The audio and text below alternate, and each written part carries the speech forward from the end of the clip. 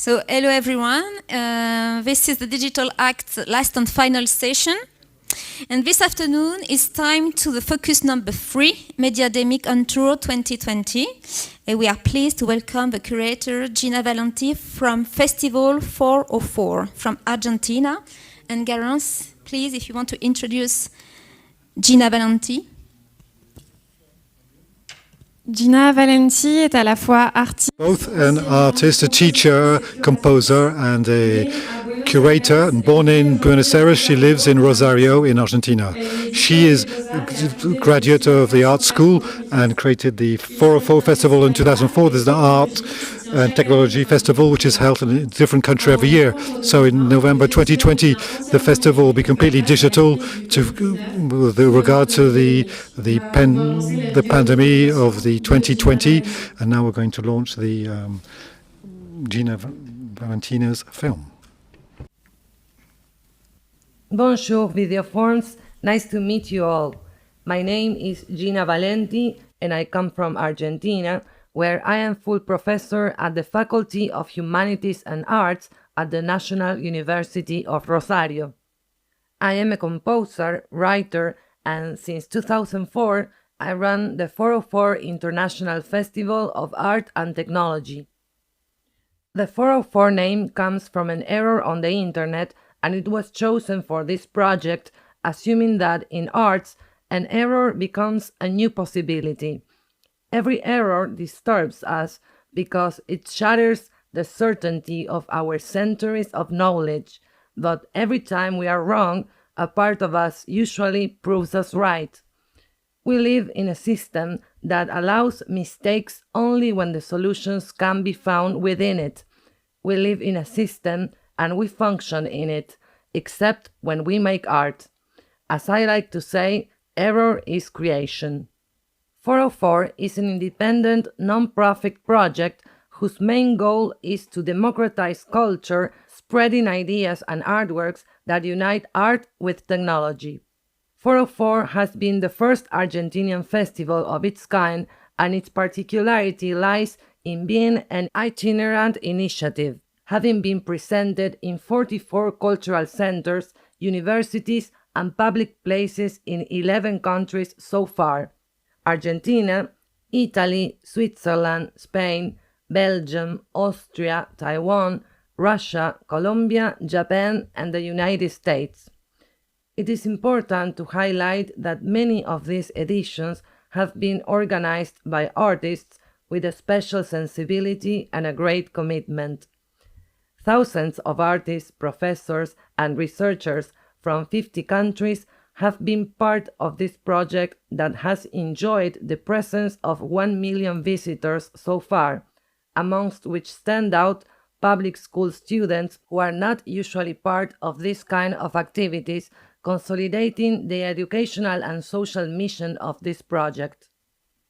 It is also remarkable the fact that the 404 team is formed by artists, professors, and students that work as volunteers, facing every year's challenge with professionalism, generosity, and joy. Holding the conviction that art is far beyond entertainment and technology, 404 has been transformed into a collaborative artwork, becoming an educational space that encourages people to rethink and express themselves beyond their condition.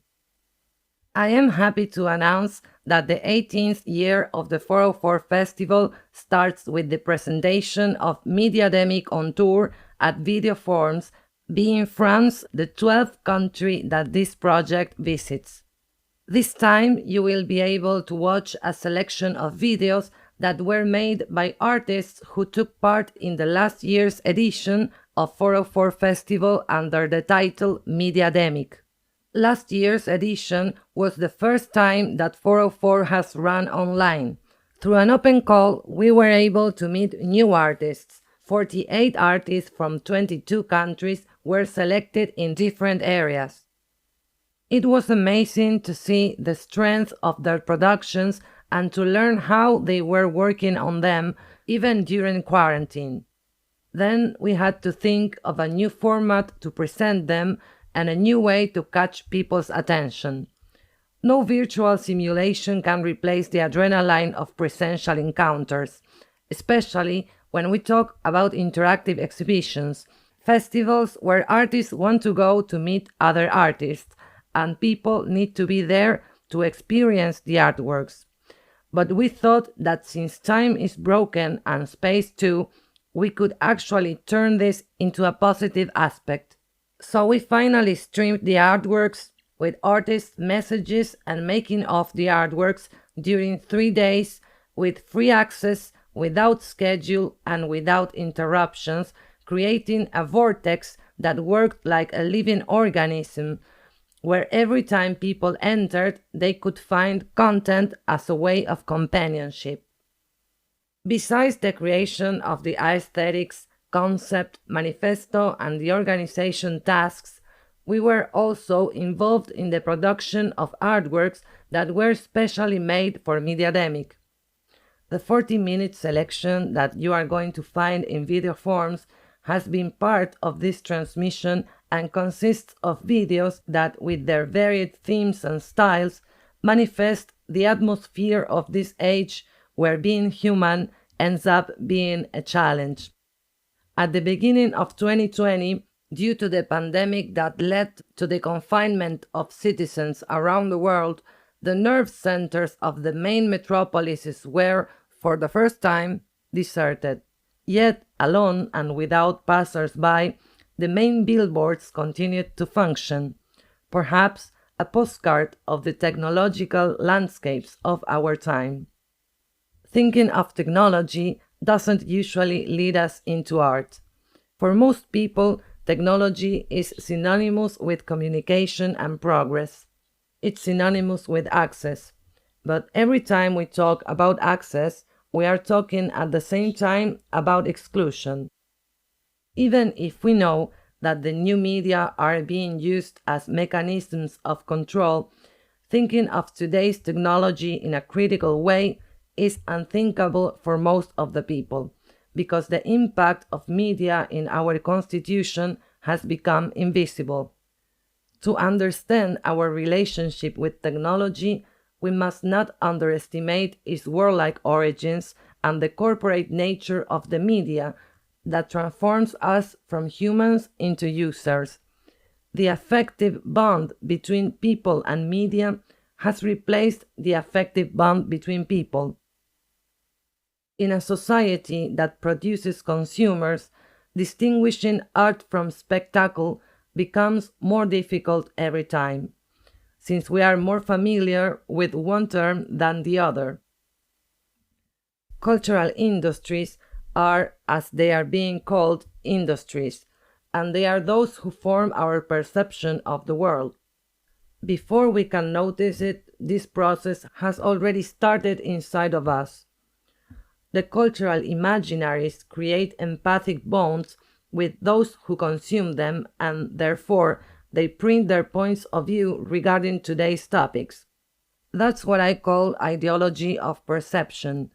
The more mediated a society is, the more permeable it will be. The more functional a society is, the more difficult it will be to achieve its emancipation. The illusion that media projects in ourselves is almost unquestionable, especially because most of the people have no time or conceptual resources to analyze such phenomenon from self-perspectives. If we live our lives as an audience, we can't delete the system of spectacle, because by doing so, we would be deleting ourselves. Why do we do art in our times? How can we be sure that this is what we are doing? We used to say that the only thing that a machine can't do is art, but now we are not so sure anymore. As regards the human condition of our times, for artificial intelligence, humans might end up being mythological creatures. In this scenario, I like to think of art as a Trojan horse, as an expressive reaction in an oppressive system, a medium to wake up, to resist, and subvert the impact of hegemonic power. reality exceeds us, but to transform it, we must exceed it too. And that is what art can do for us. That's why in art I trust, in people I believe. You're welcome to contact us if you want to be part of our project, either by sending your proposal or to become part of the team. I would like to thank Gabriel and to all the team of VideoForms for inviting me to take part in this great event. Congratulations for making this possible despite the special context that has locked us up on the other side of the monitors. I hope to see you soon. Goodbye and take care. Okay, thank you, Gina, for this invitation. And so we start with the Mediademic on Tour 2020.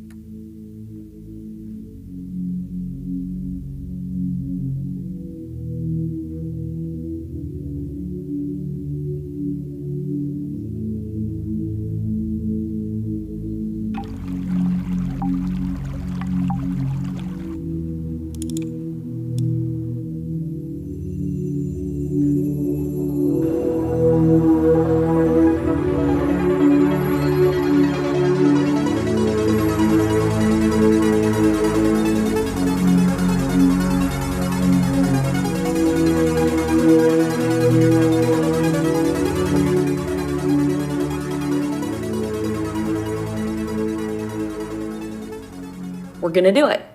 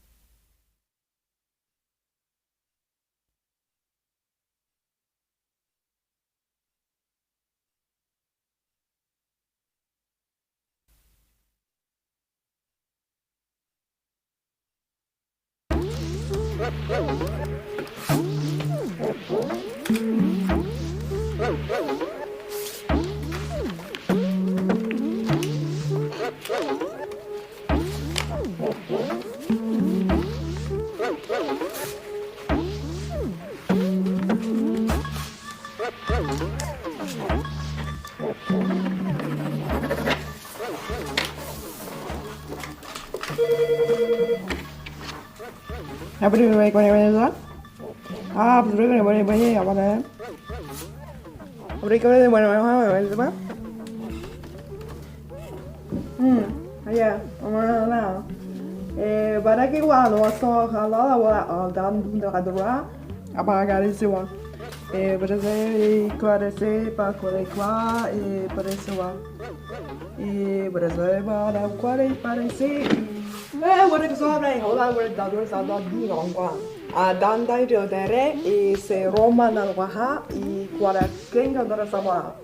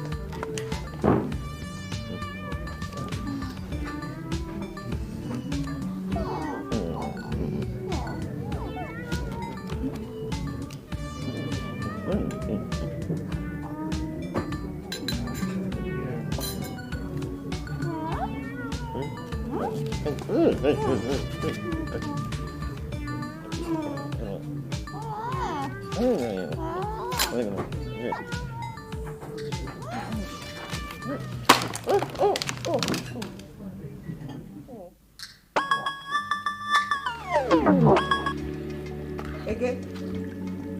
Ah, agora. Aqui russo. E di qua, qua. Acá. Wow. E se vuoi morire io. Acá so mama. Abrese. Guarda, ya.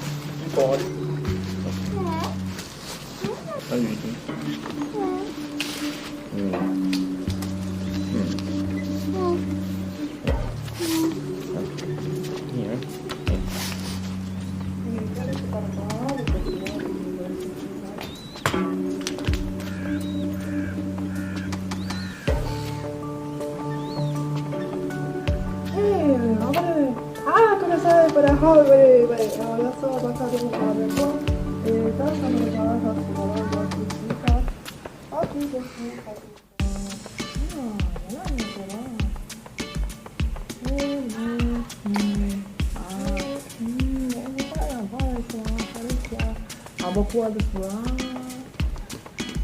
Fua como agua, Olha bom. Uhum.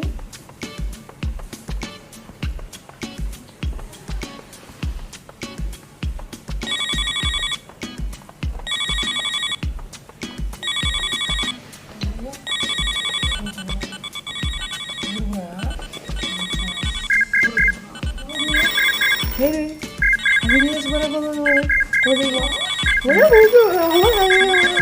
Abakana.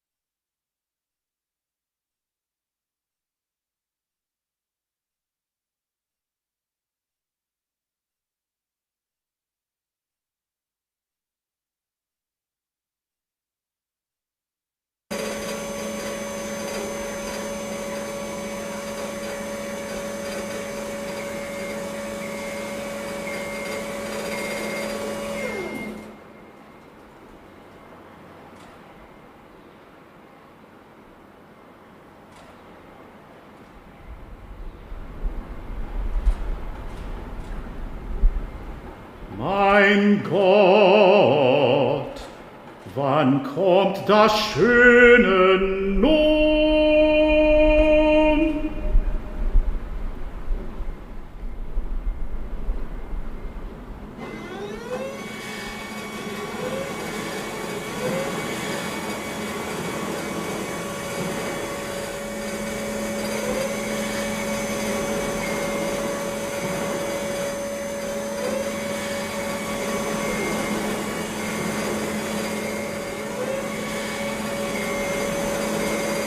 Wo ich in Frieden fahren werde.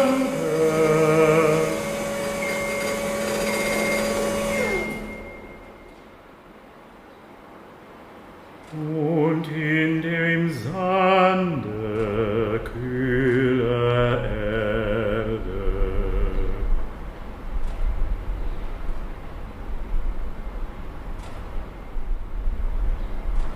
Und dort bei dir im Schoße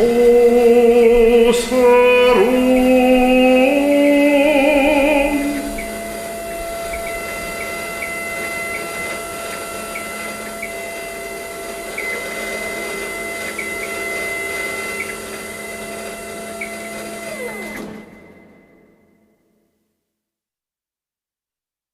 Der Abschied ist gemacht.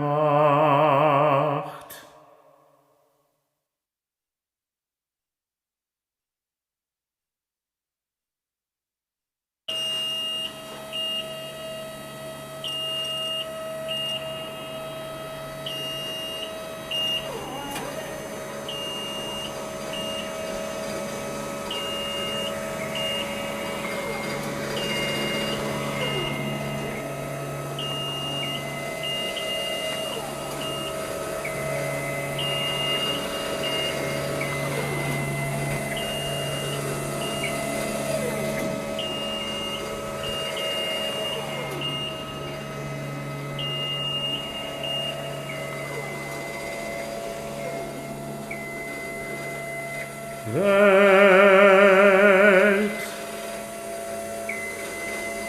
gute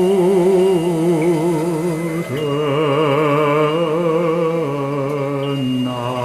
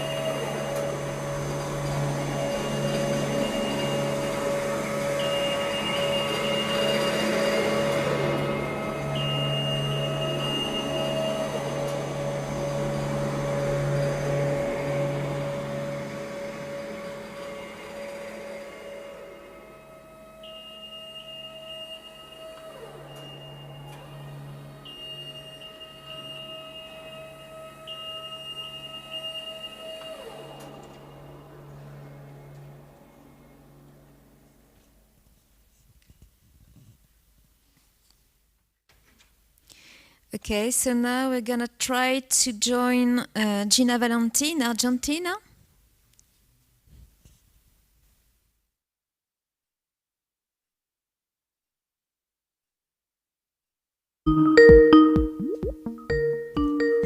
With a special jingle.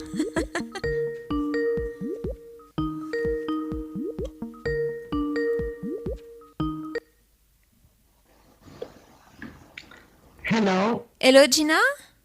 Bonjour. Ah, bonjour. Do you hear me? Yes. Do Okay. you?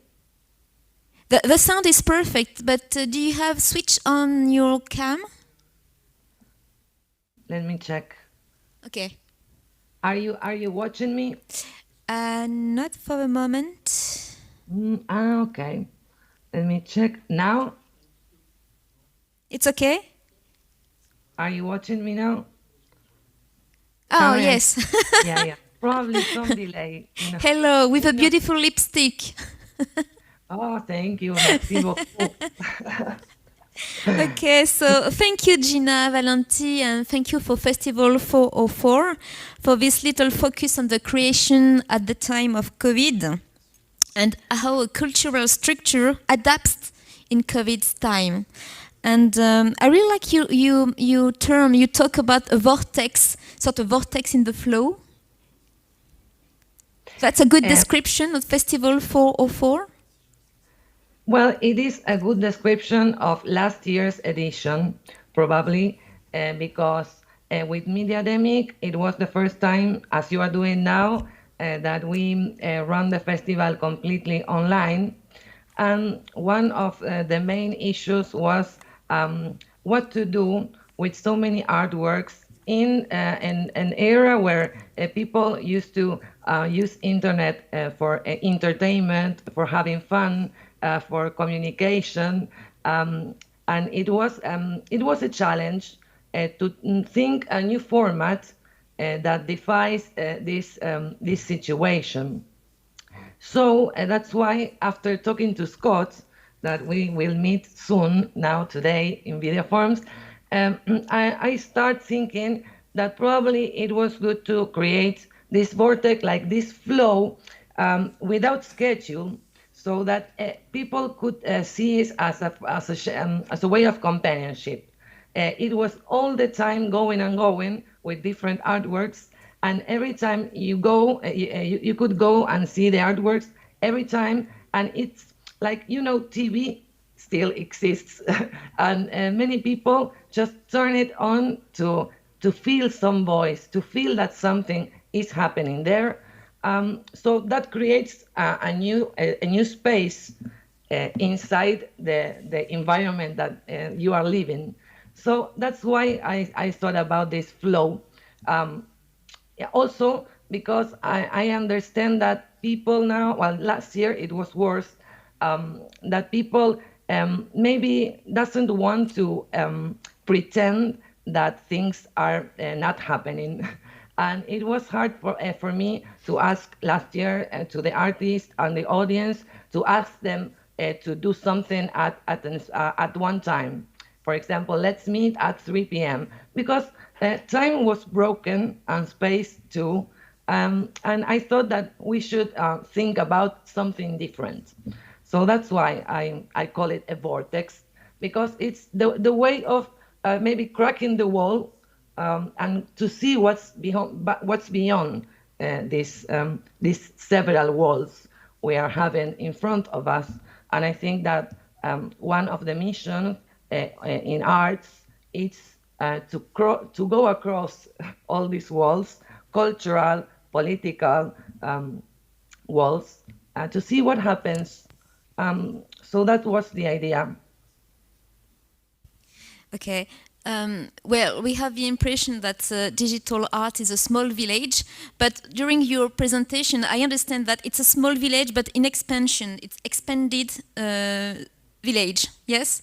And Yes. because you talk about new artists and new format, and why suddenly this artist appear on the stage? You say you have no programations. It's because it's the idea of the flow. Yes. You mean how did I meet the art? How did I meet the artists? Yes, and why the number is increased suddenly?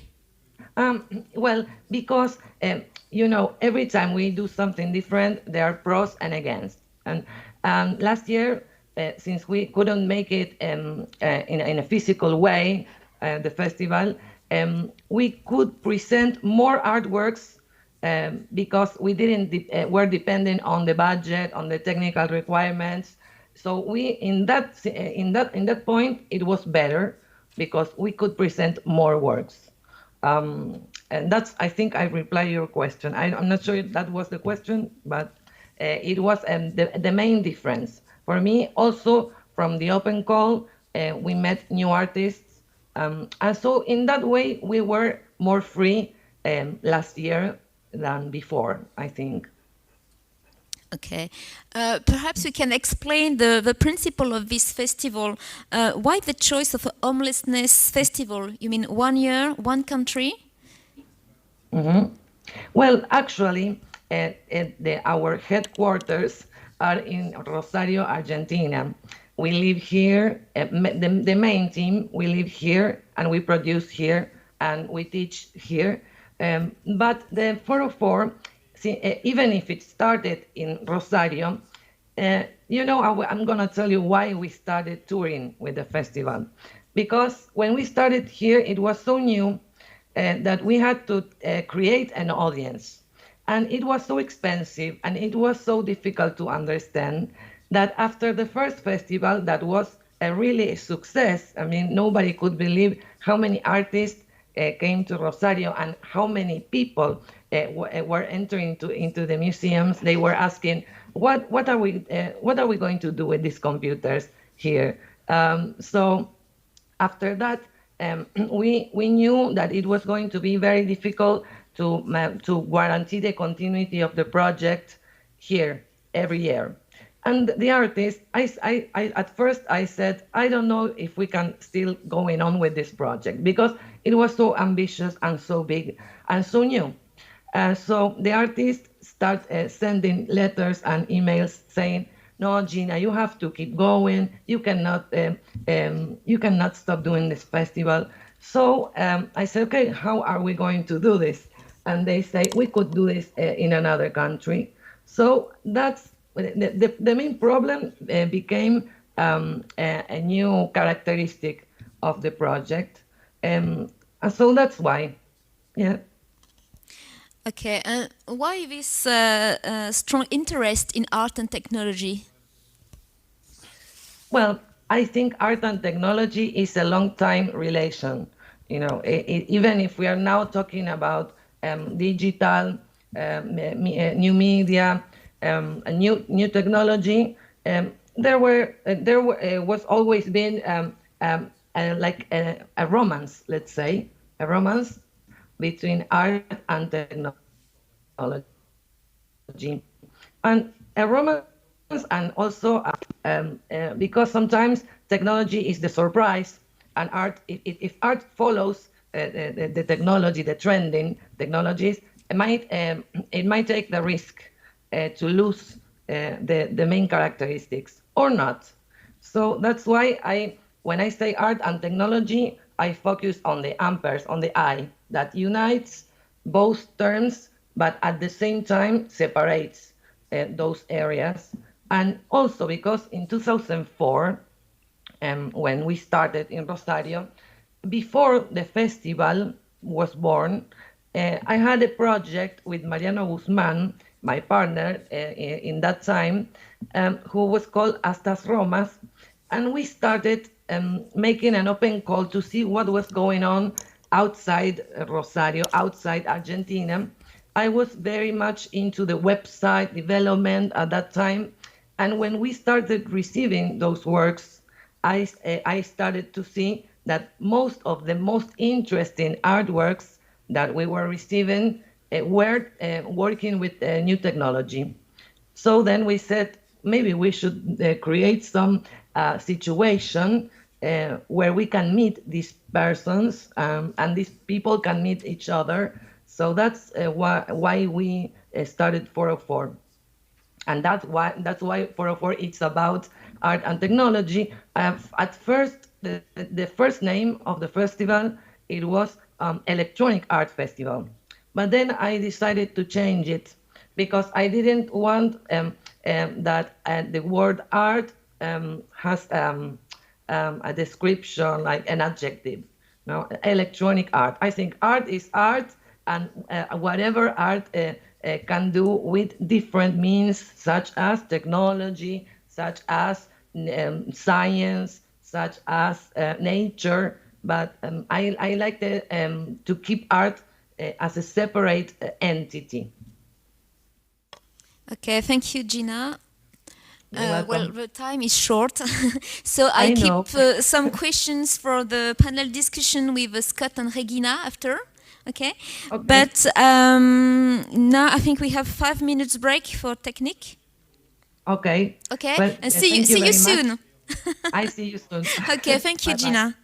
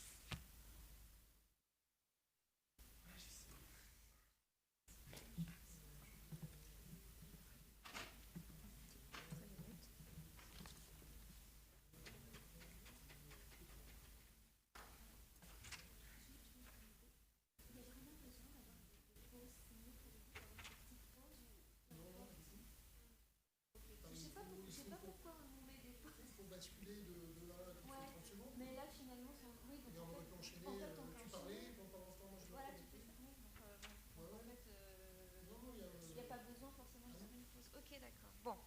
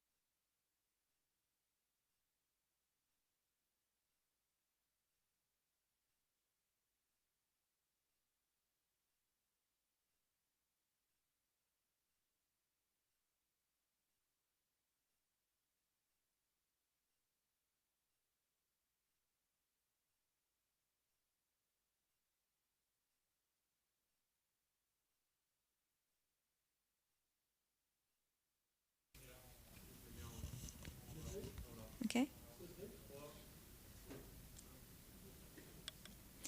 Okay, so we continue with the artist presentation. So Garance, you present Scott Essels. Merci Élise. Scott Essels est un artiste. Hessels is a mediatic sculpture artist and a director born in Michigan and currently residing in Hong Kong.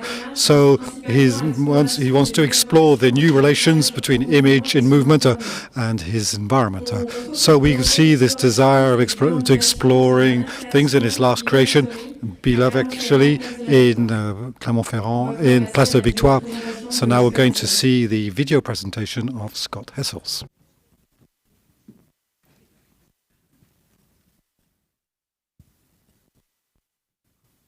I'm Scott Hessels. Thanks for inviting me. I'm very sorry that I can't be with you, but I send my best wishes from Hong Kong. I'm a sculptor who works with technology and the moving image. It's cinema, but I'm more interested in the deeper energies that actually create movies, the power behind what we watch. Think of it as cinema of the elements. I designed a series of sculptures that make a moving image by tapping into natural forces. As water falls over the 4-meter-high sculpture, a transmission assembly causes 2 wheels to spin in opposite directions, and the movie plays using the river's energy. A shadow puppet show, in which the wind powers the light, 2 rotating diorama backgrounds, and the puppets themselves. By denying the usual sources of electricity and digital content, I generate the life that flickers on the screen with other energies. They question the literal power in our media, and therefore the social, political, and corporate powers as well. They're based on the early optical toys that led to the evolution of cinema. Movies started here, but because they use natural force, these machines are self-willed displays. If there's no wind, there's no movie. Using pedal power, the bicycle turns a lenticular. These sculptures are also fake media history, like an old man saying, "I remember when movies were powered by bicycles." In this one, wind spins a rotating mirrored diamond that reflects the frames of animation. By revealing the power behind the moving image, they question the reasons why technology and its energy waste are hidden from us.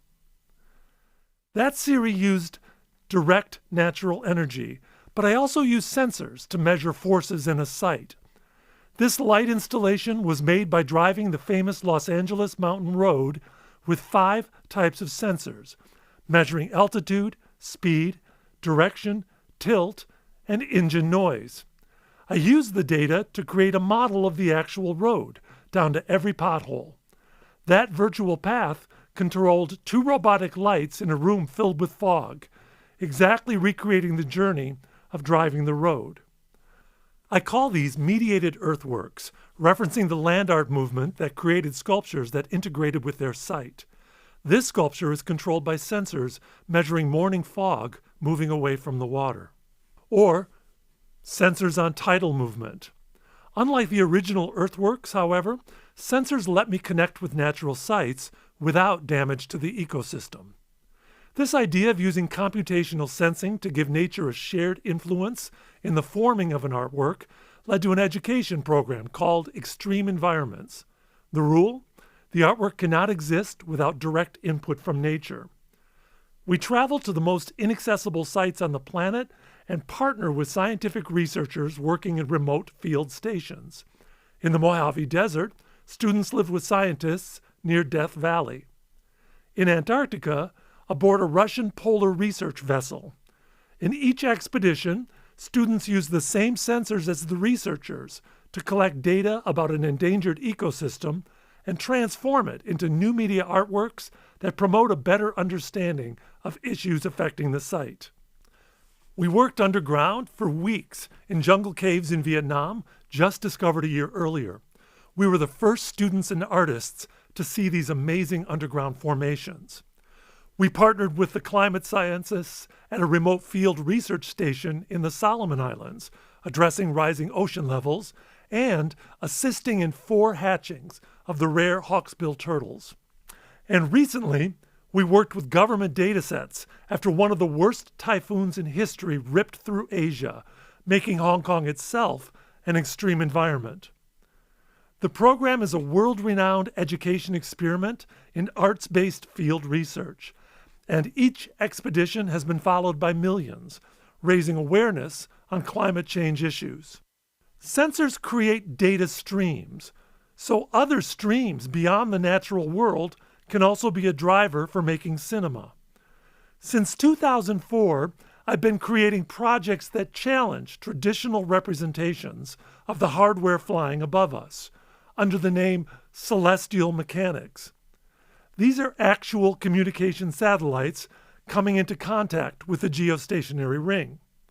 It's from the first version I created at UCLA for dome-shaped planetariums. That's why these animations are round. Instead of stars, my night sky program interpreted the paths, behaviors, and patterns of over 30,000 aerial technologies. Dozens of government, science, and private agencies provided the raw mathematical data, the actual longitude, latitude, and altitude of nearly 50 airborne technologies, mostly in text form. We plotted the data streams into 3D space and then stylized them. This section shows low Earth orbiting satellites, mostly surveillance, and I can name every satellite here, and their footprint, how much of the Earth they're looking at. So this is how much you're being watched from above. The most iconic section of my artwork was made by my student Aaron Koblin, now an established data artist. Celestial mechanics clearly shows the transition from data visualization to information arts that was just beginning 20 years ago. My project in Clermont-Ferrand also begins with a data stream. We scan the Place de la Victoire with ground-penetrating radar, a new technology that sends a signal down into the stone and reveals the structures underneath. This is a 3D model of the ruins below the courtyard that date back to antiquity. It's the poetry of these scans that inspires the work, not the science. The anamorphic graphics created are about what is below every victory, what has to be lost for those to win. Recently, I've been exploring making cinema with chemicals that react to changes in the environment, paints that change color based on temperature or pollution, metals that change and remember their shape, magnetic liquids, crystals, materials that are known as smart materials. 2 shields were hand-pounded from copper, and I put a new type of heating polymer on the back that let me control the temperature exactly between 25 and 35 degrees. I chemically engineered pigments that would change color at those thresholds, shifting from dark blacks and browns to bright-colored pinks and greens. This is gradient animation. I'm using material behaviors to represent how military weapons evolve from deadly, grisly tools of brute force to toys, comics, and popular culture, how weapons become candy. This could be a low-energy information system. This temperature shift is the same as sunlight on a building. Smart materials use no energy, create no pollutants, are longer lasting, and are safer for public interaction than electronic signage. My next project is with smart glass. I'm going to close with a story about a sculpture I made near you in Auvergne a few years ago. I designed 5 large format lenticular prints mounted onto rotating cylinders that turned by water wheels dipped into the mountain river's flow. Simple lighting systems also used the river's current. The 5 water wheels were fabricated in a welding shop in Hong Kong, shipped to France, and installed in the river. That's nice documentation, but it's not really the truth. 2 days prior to the exhibition opening, a violent mountain storm passed through the region, raising water levels and destroying the machines. We took the twisted metal out of the river and rebuilt them. Back in the river, the region was then pelted with hail, 5 centimeters wide, smashing the sculptures once again. A stretch of extreme heat then hit the valley and melted the sheets when a tree branch got caught in the wheels. In early August, the sculptures were hit by multiple lightning strikes and literally caught on fire. I talk a lot about working with nature, but that mean little river spit my artwork back at me over and over. A sculptor has a will to form, the need to decide the shape of something. In everything I've shown you today, I let outside forces have a voice in the structure of the final artwork. I share my will to form with nature. But that's 2 wills, and that river had a very different idea for the shape of my artwork. This battle of wills is everywhere, and is a way of considering our water and air pollution problems and other climate issues. Form must be a collaboration. We must work with nature's will if we're going to share this planet. By revealing the elements that create the moving image, my artworks become a way to see those wills and reveal the true powers that are hidden behind our media. Thank you for letting me present my work. If you'd like to see more, please visit my website.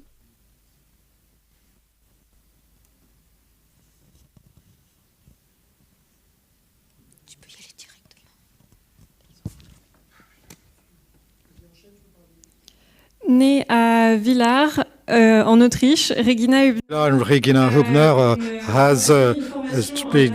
was a graphic student and then studied in the art school in Rome. She's a multidisciplinary artist, of which the approach is very personal, demanding, and meticulous. So she raises certain questions around people and their relationships, but also science and love. Her last creation, Dear Cell, a video installation, illustrates this approach.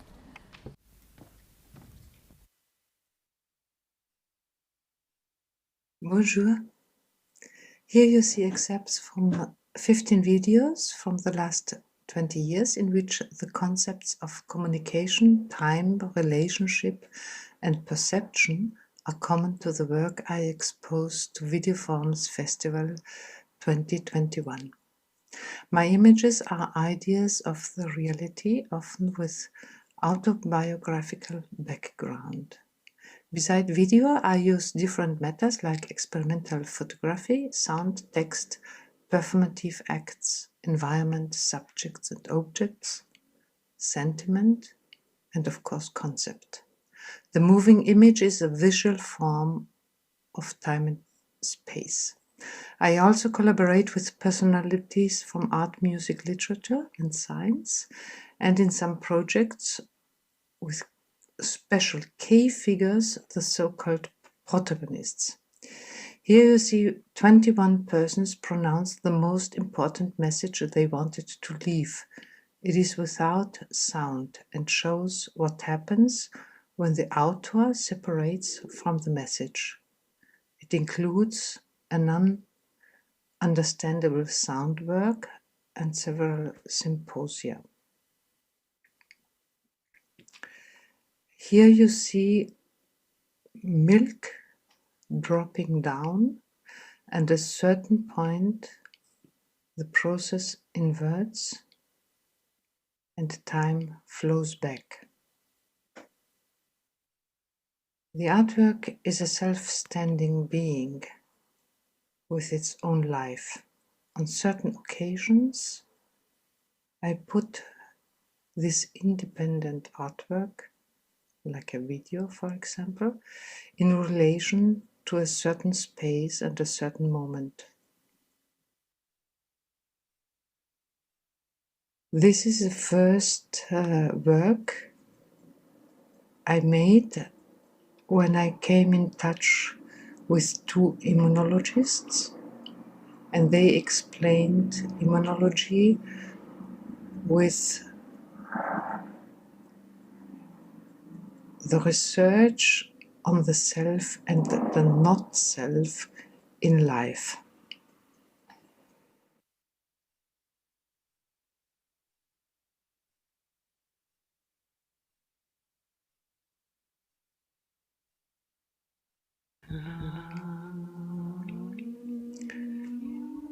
This is an ongoing project about time and connections, in which I asked people to write a letter to their parents and to be conscious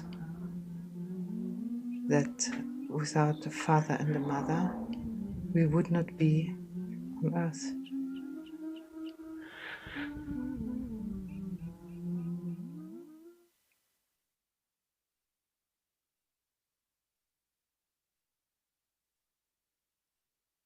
This is a journey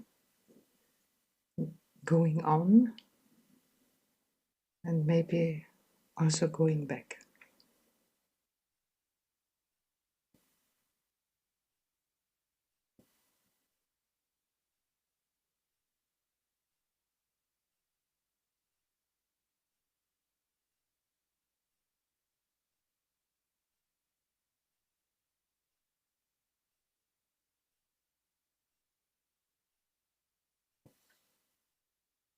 As I said before, autobiographical situations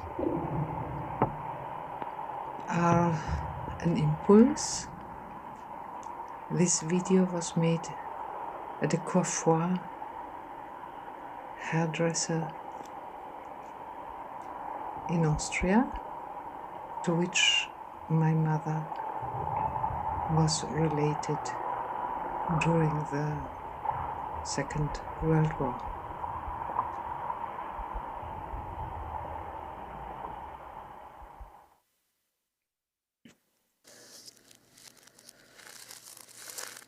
Here you see salt, waiting salt. I used a balance belonged to my grandmother, and also in this case the process on a certain point inverts.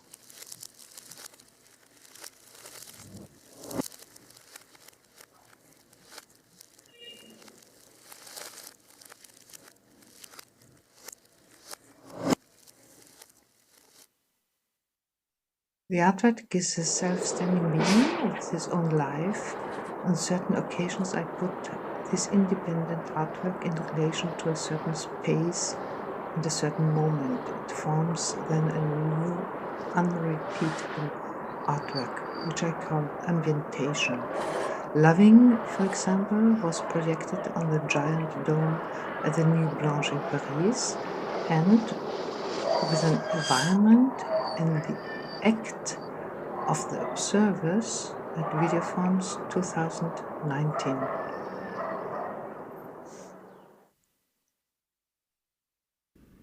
Also here you see milk flowing.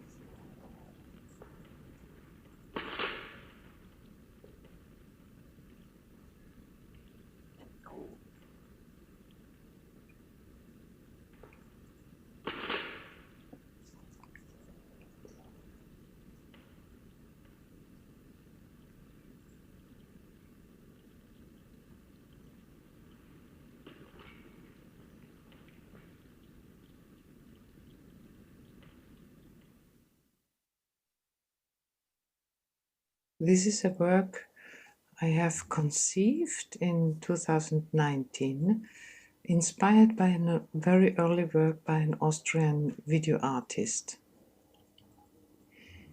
The editing I did during the first lockdown due to the COVID pandemic in Italy.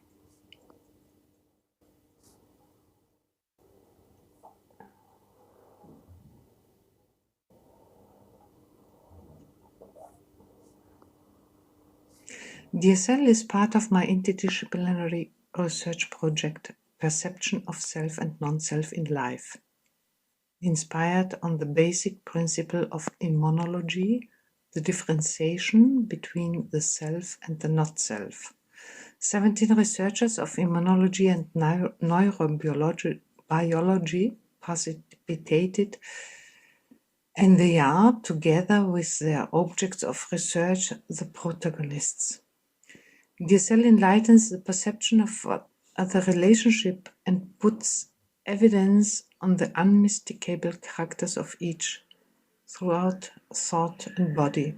The scientists wrote a letter by hand, which you saw before, and the object of research, and they have addressed such a letter, themselves personifying the object in a new artistic system. The live recording, which you saw before, of the handwriting shows the calligraphy which determines the individual. Here you see the transcription, which is readable, and it is like a document. The cells show photographs, videos, and generated data of proteins, neurons, cells, and the whole living systems, produced by the laboratories of the involved scientists. The image is the proof of what happens. Its aesthetic is independent of its value. Those images we all carry in our bodies.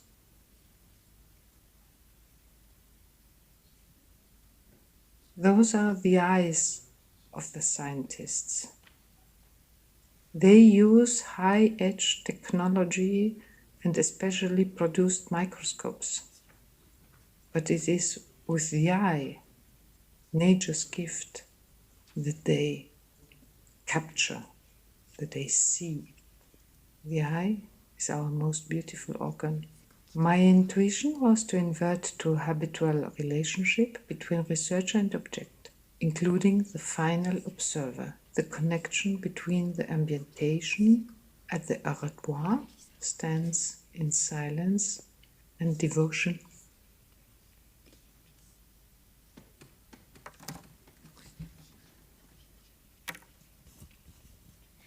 Okay, so thank you, Regina. So we are back on stage. Regina, I invite you to join me on the stage, if you are here. Okay. And then this afternoon we have a new technical step because we have two Skype. So can we join Gina and Scott from Hong Kong?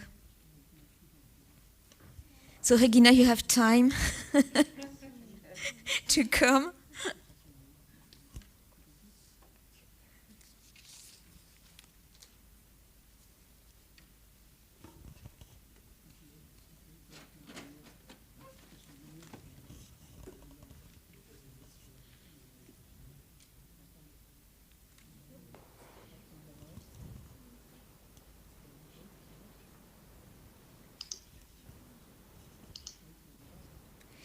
Okay, can you talk, Gina? Are you here? I say Scott. Okay, Scott, do you hear me? Oh, You hear me? All right. hello. Hello. Sorry, I know that it's late for you in Hong Kong, It's okay. but you're perfect. You're very fresh.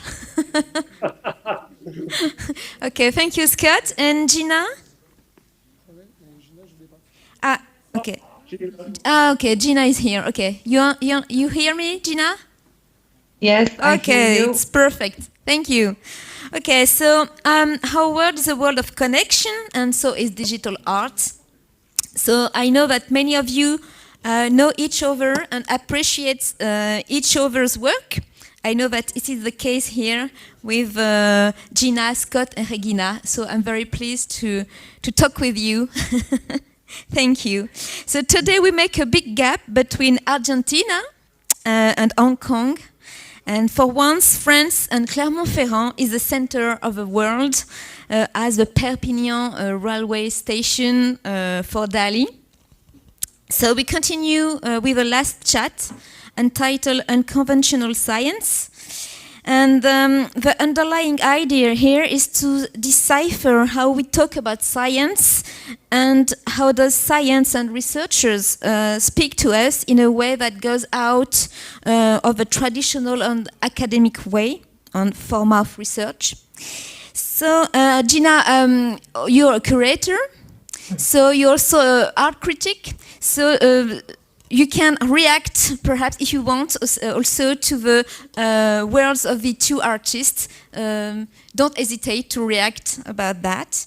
And my first question is for the two artists. What led you to invest in science and technology? I don't know, for example, Regina, I know that B cells, T cells, and other macrophages have no longer a secret for you. So why your interest in science, especially?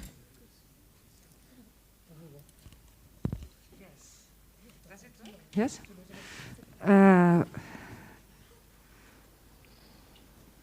I'm interested in life, and science is an activity which tries to understand life and nature.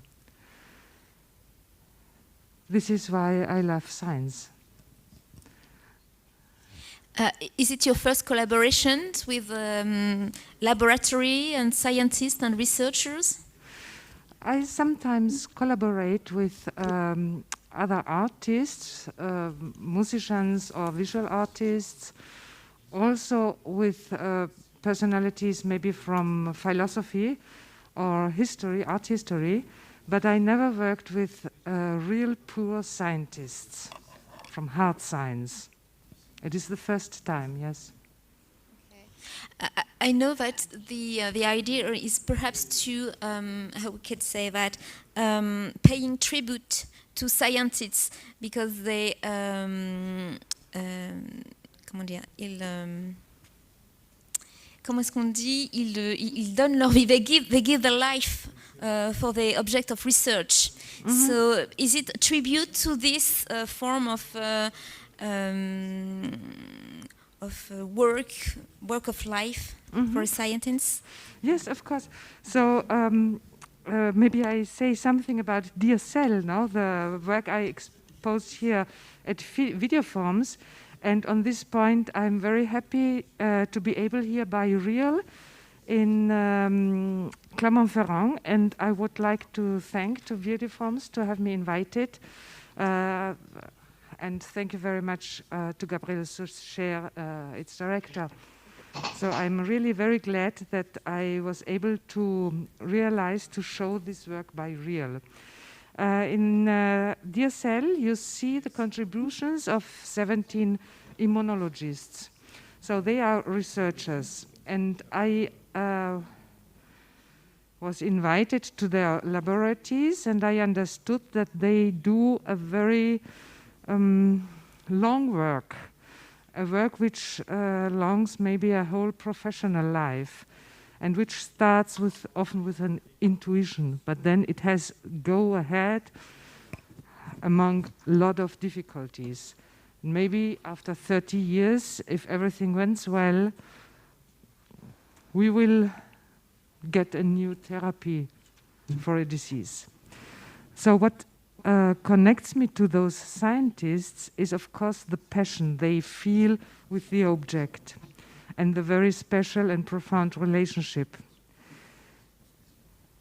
Personally, also because a researcher or a scientist must searches for something. No? He has an objective to reach, but he needs also the capability to leave this path, to see something else, to discover the unexpected. And in this I feel personally very close, because I am not a searcher, I'm a finder. Things come to me. And in science, this is also the creative impulse, of course, because you are open to try a new way. And for example, Scott, are you an artist researcher or researcher artist? Because I talk about a tribute to science and scientists about the Regina works, but for you I have more the approach of innovation. So I have the idea that innovation and art is very important for you. Yeah, that's definitely true. I would agree with much of what Regina said too, though, in the sense that I was drawn to science because it is a foundational study of the world around us. But I think for me, what the draw was, and I think Gina will back me up with this, Gina is a brilliant piano player, that, you know, if you go below the surface of music, it's mathematics. It's all math. So science kind of offers a different foundation that lets you build an artwork on a base that wouldn't be expected from normal fine arts. So the work evolves and grows because you're part of a critical practice. And I think I've worked with a lot of scientists over the last 20 years, and every one of them has been wonderful. I've never had a bad experience. And there is something about how art is sort of an interruption of their work, where they've been looking at their topic for a very long time from one point of view. And remember, a scientist always works very hard to separate themselves from their experiment. whereas an artist always works very hard to put themselves into their experiment. So it's a different type of engagement. So art is sort of a disruption of their practice, but a good one in the sense that you're joining their research, but you're taking it more as a creative approach to their research, which is a very different point of view for them. So I don't know if I'm an artist or a researcher. I'm just someone who enjoys sort of a critical investigation and looking at projects from many, many different points of view. And science presents a really interesting foundation for me to start with. Gina? Okay, Gina, if you want to react, how do you engage with creation? Well, I know we are talking about science today. I am not a scientist. I've been working with some scientists, but not that much. What I think about this is that the notion of what science is changed with the times, and actually science is an expanded field, and that consolidates fiction too. If we think what people think about science, it's now I don't know if we can separate both terms, science and fiction. Because science has reached, has crossed the limits, and now it's, as I said, an expanded field. And what fiction proposes, sooner or later, science tries to make it happen. And I think that's an interesting relation between art, fiction, and science and technology. If we think nowadays, for example, most of the people, when you talk about artificial intelligence, for example, now we don't know if we are talking to a person or not. We have to say we are a human person, because the more synthesized we are, the easier is to emulate what a human is. And I think you have a PhD on AI and arts. Yes. Okay. If you have Yeah, exactly. Yes, yes, exactly. Yes, I know. So I know that it is your field. Today, 404, this year, 404, we will research on AI. Maybe what's the disappearance of human being, and how society think about about science, what science is today. Actually, now with the pandemic, started in 2020. Now we have a different approachment, social approachment to science. So and science, it depends on who is behind the discovery and the research. Mostly, we are talking about big corporations, industries, and power, hegemonic power. So it's difficult to unite science with art, knowing all this background, that it's a mechanism that goes and goes. Regarding science, I mean, of course, what you are both doing, it's linked to science in the best way, in the best probably way, possible way.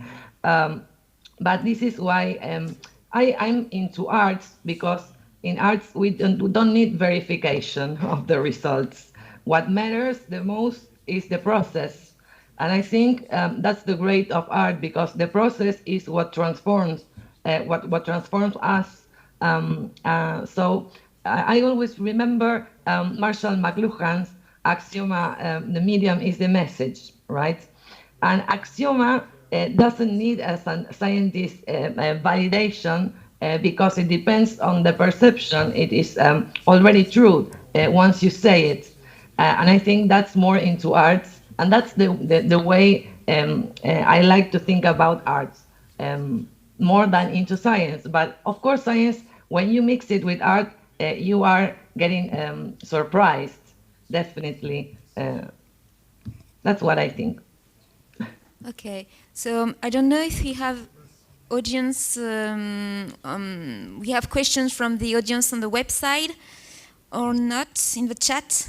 Garance, Tessa? No comment, no for a moment. Okay. Can I say, I want to say hello to Regina and Scott. Yeah, of course. I'm happy to meet you. And I want to say I met Scott in 2010 at the 404 in Taiwan. Yeah. And this is the first time we meet again. Since that time, we talk, but we are not into these video calls with Scott. So I thank you for giving us the chance to connect again. This is very important for us. Yes, I will always associate Taipei with you, Gina. We had so much fun. But what a time. Thank you, VideoForms, for bringing all three of us together. This is really lovely. Yes. Okay, so I have another question. Say, what are the difficulties in making scientific data visible? I mean, for you, Regina and Scott, have you got difficulties to embodiment the data scientists? No at all.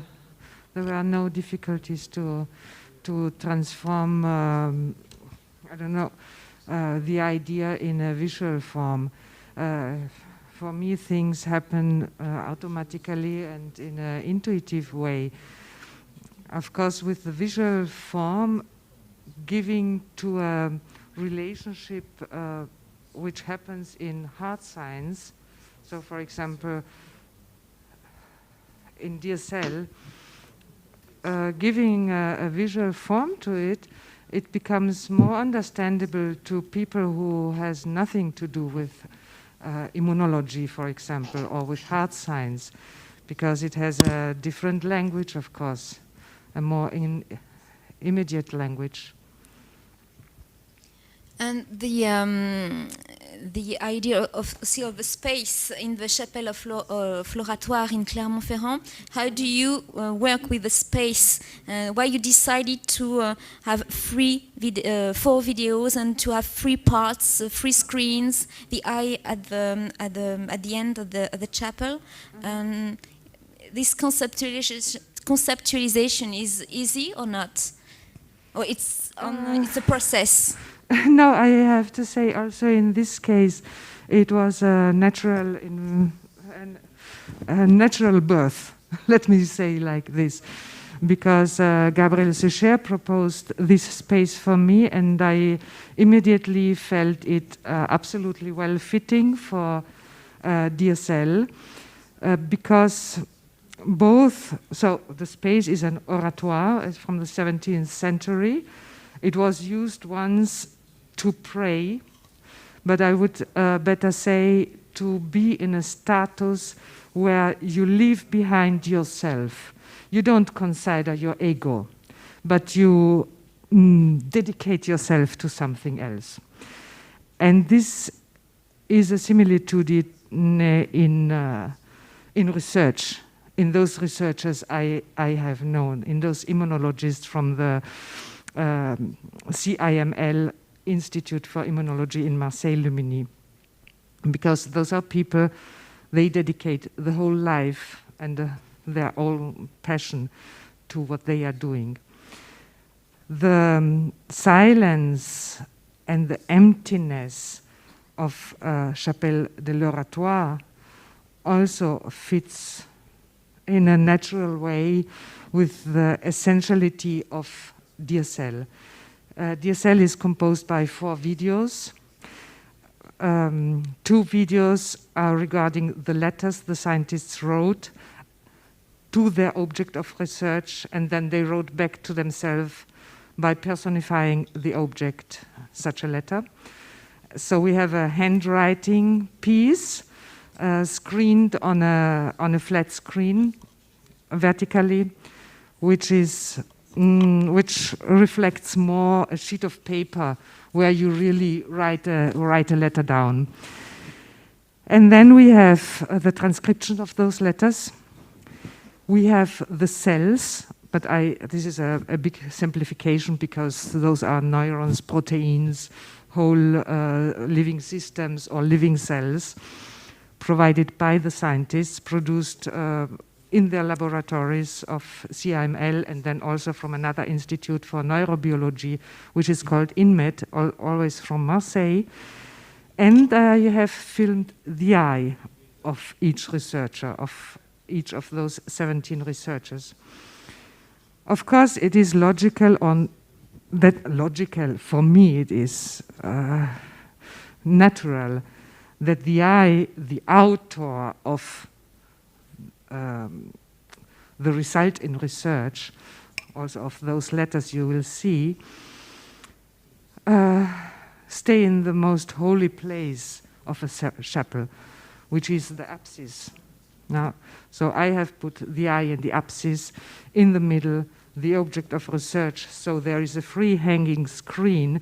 You can see the image from both sides with the cells, and they are the only part in color video, images or video, short videos.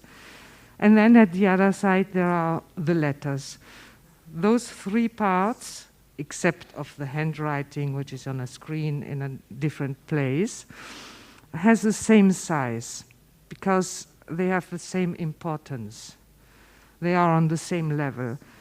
Like also the space, Chapelle de l'Oratoire, in such a space, there is nobody above, more important or less important. Okay. And for example, for you, Scott, is it as natural as Regina? I have the impression that art and science is your own DNA, so for you it's very simple. I would say my approach is different in the sense that I generally see systems. So when I do look at science, it's often not the data as much as the force and the energy that's being captured through that data. So for me, it's a motor, it's an energy for making kinesis. And the kinesis is usually kinetic sculpture or a moving image or an animation. So I think it's more the energy than the visual of nature and science that appeals to me. It gives me a way to tap into natural energies without having to do any damage to the environment myself. And the scientists know how to capture the energy in the earth around us professionally. And that gives me an incredible foundation to do art that is moving based on that energy. So from there, the visualizations can go in any direction. Okay. I don't know if, Gina, you want to react about that? Yes. I remember in a few years ago, I was working, Scott reminded me because he said I am a musician, I am a piano composer, and I started working with a couple of Taiwanese artists. One of them is Wei Peng Kuo, and he presented an artwork about the mental landscapes. And I had an idea to wear this brainwave device during my piano performance live.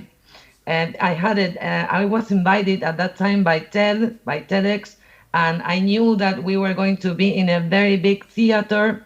So I decided, it was originally an installation, this artwork I'm going to talk about. But when I saw this situation coming, I said, why don't we use it? And I placed this device, and the artwork consists about this sensor takes your brain values, and according to what you are thinking, to each one the values are different. The artist programs different images and colors, absolutely abstract images. And depends on the attention or meditation, the landscape is different. So I wanted to try this while I was playing the piano, because most of my life people ask me, what am I thinking while I'm playing? If it's more technical, if I'm concerned about the technical, or if I'm thinking about the melodies and flying with my mind. So I wanted to try it, And that's how the artwork became something else, something more, something different. And then after that, well, we found out that I was 50-50 after all, 50-50. And then I had the idea to bring this artwork with the Taiwanese artist who came to Rosario, with Jason Lee, the programmer, to bring this artwork to the schools. To the schools that never comes to the center, which is also the educational mission of 404, and to place this device on children and to see how they react. And I remember it was very touch experience. We were very excited and surprised because when children applaud them, all the screen was full of colors. And the artwork was not programmed to be like that. So that's my latest experience with music and brainwave device.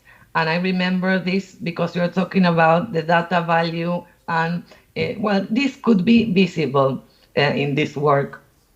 And it's a challenge. It's a challenge. We never know what it looks, what our thoughts look like. Yeah, and maybe it's good, but it's a good question. Okay, and I don't know if you agree with me, both of you three, but perhaps you can say that talking science is also talking politics. Do you think it's correct? For example, Scott, you talk about ecology. I don't know for Regina if the idea for politics, actions, and science is an interaction or not. Perhaps, I don't know, Scott, if you want to react. Well, I have to be careful what I say. Because you're under surveillance. Yeah, always. And before Hong Kong, I was in Singapore, and Singapore was the same way. All media content is controlled by the government. So it is a difficult question because, yeah, you cannot separate science. Just as Gina was saying, you can't separate science from the corporations, but you also can't separate it from the governments that are supporting it. You know, I started at UCLA, and almost all of UCLA is funded by the U.S. military. So you're making art from money that is coming in through something you completely disagree with. However, saying that, Asia has a very different approach to art than the West does. In the West, art is an indulgence. It is something that rich people buy and hang on their walls. Where in Asia, it is considered a tool for innovation, that it stimulates creative thinking. So they encourage art to work with the sciences here much more. Almost every grant is for artists to pair up with scientists. The recent speech from our chief executive here was, we need more artists to be working with scientists and technologies. So it's heavily supported in a situation where you may not trust who is supporting it, but, you know, back in the day, would you have trusted the Medici family if they were funding your painting? You know, I mean, you have to sort of look at your opportunity to make art any way you can. So does that sound like a sellout? I agree. Also, even every time we open the fridge, we are talking politics. Yes. Everywhere. Yeah, that's a question of soft power too. Yes. And for example, for Regina, when I talk about the science and politics, in your work you reveal sort of fascination. I don't know if it's a good word, a fascination for science, but perhaps also you reveal this sort of increased distrust in scientists' speech. I don't know if the researchers say something about that, trust and science, the public trust and science. Yes, no, not really. The letters they wrote are very personal and don't, in some cases, yes, they touch also the relationship between scientist or researcher and environment. I mean now political environment or perception of normal people.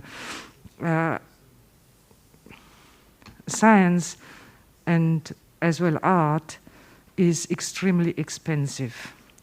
And it is a privilege to be able to realize scientific research and art. And you need a financement. Financement is political, of course, because without organization and without people who pay taxes and politics who distribute those taxes, it is not possible. In this pandemic moment, I think politics must collaborate with scientists, because otherwise we will never come out. In some cases it works quite well, in other cases it does not work so well. But it is for sure a moment where we have to realize that there can be true things and there can be perceptions. But the true things are those who can be proven and repeatable. We are, of course, in a situation where we, with the COVID, for example, or with the vaccines, we know only a few, we have only a few time to experiment if the way we are going will lead us to come out of the situation. So it is a moment where we have to trust each other. The politics must trust the scientists and vice versa, and we should also trust to them. The people, those researchers I was in contact with, they are exactly immunologists, and we worked in 2019. I have to say that since, of course, they are biologists, and they know very well that we are a whole thing, and they know very well that a virus can cause a disaster, a worldwide disaster. For them, nothing is new. They are very conscious about the possibilities in life, about, of course, also the difficult that people could trust. I don't know if they must trust, but what we can observe, of course, is even if we have now a global and education, children, we know the difference between a bacteria and a virus. We learn it in elementary school. But nevertheless, a lot of people want to go back and want to believe in the pendulum, no? If it goes like this, it means I will be healthy. If it goes like this, it means I should not go the path. And I don't know. Maybe we need some mystere, no? I don't agree with this, of course, but it is human, probably. But do you contact us after the pandemic? Sorry? Because do you contact these researchers now after the pandemic tour? And yes. because perhaps the speech can change with bacteria, virus, etc. Yes, of course. Public opinion. I had also a lot of questions. I was very afraid. You know, I live in Italy, in Rome. Italy was the first country which was faced from one day to the other without mask, without jail, nothing, and we saw only dead people, dead people, dead people. It was terrible.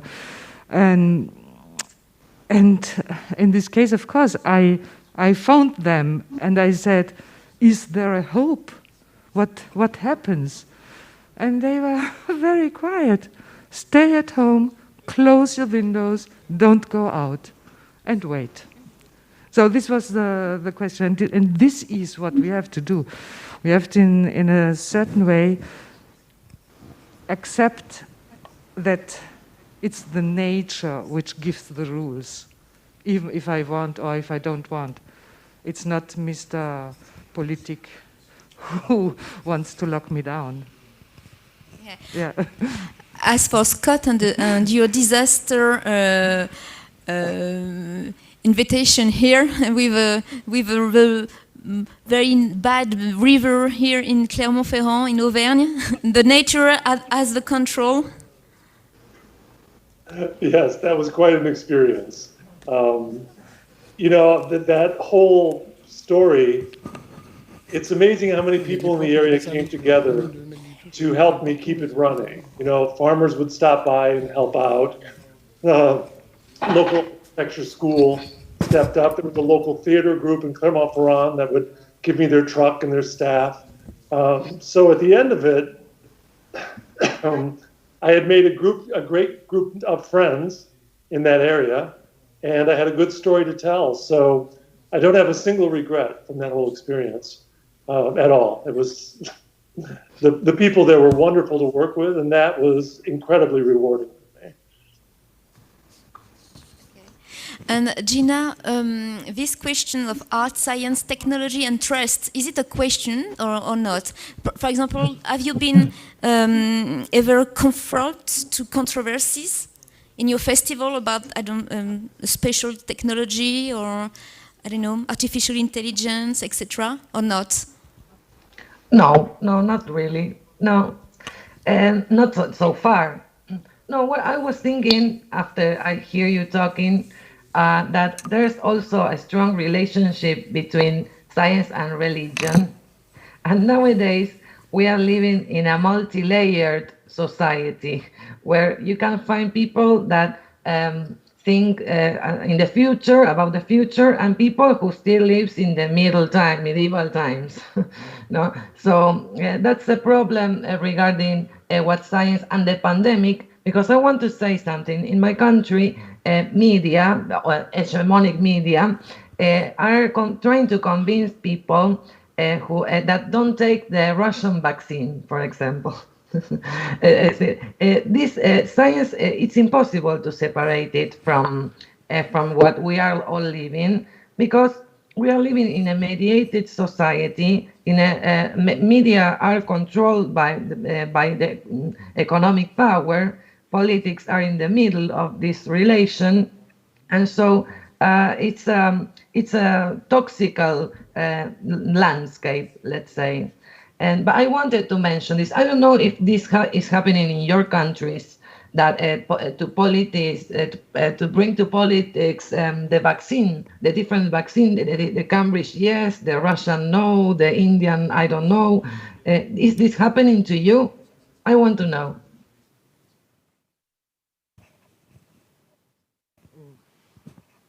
That's a problem too here.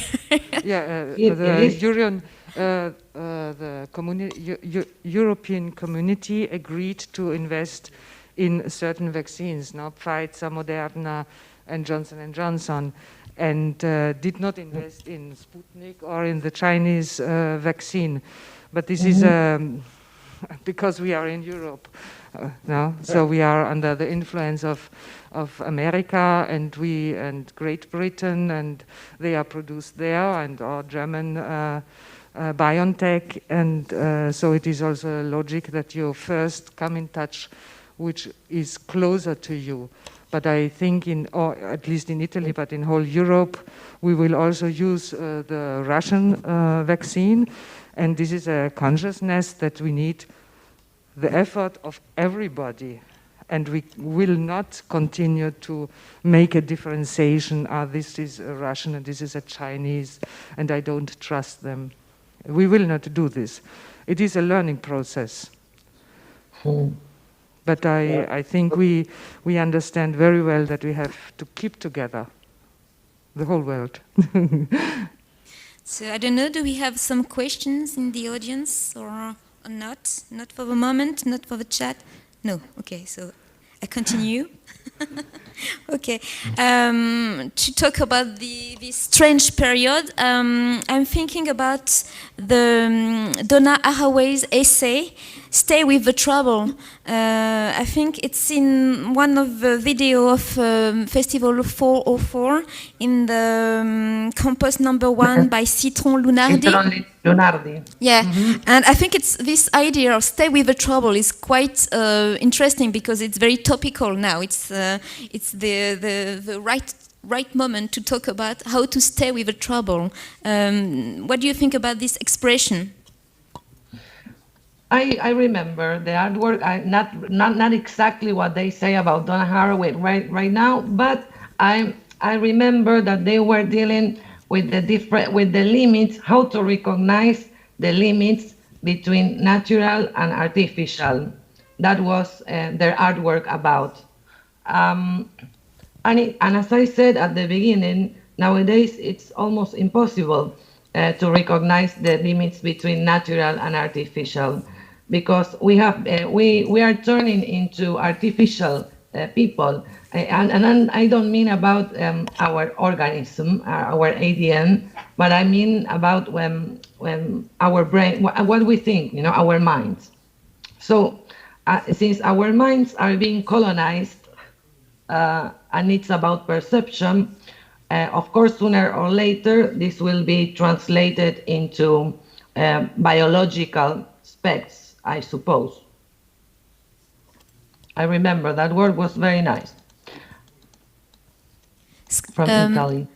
Okay, perhaps Scott, how do you live with the trouble in Hong Kong, and what is the place of the artist in this period in Asia?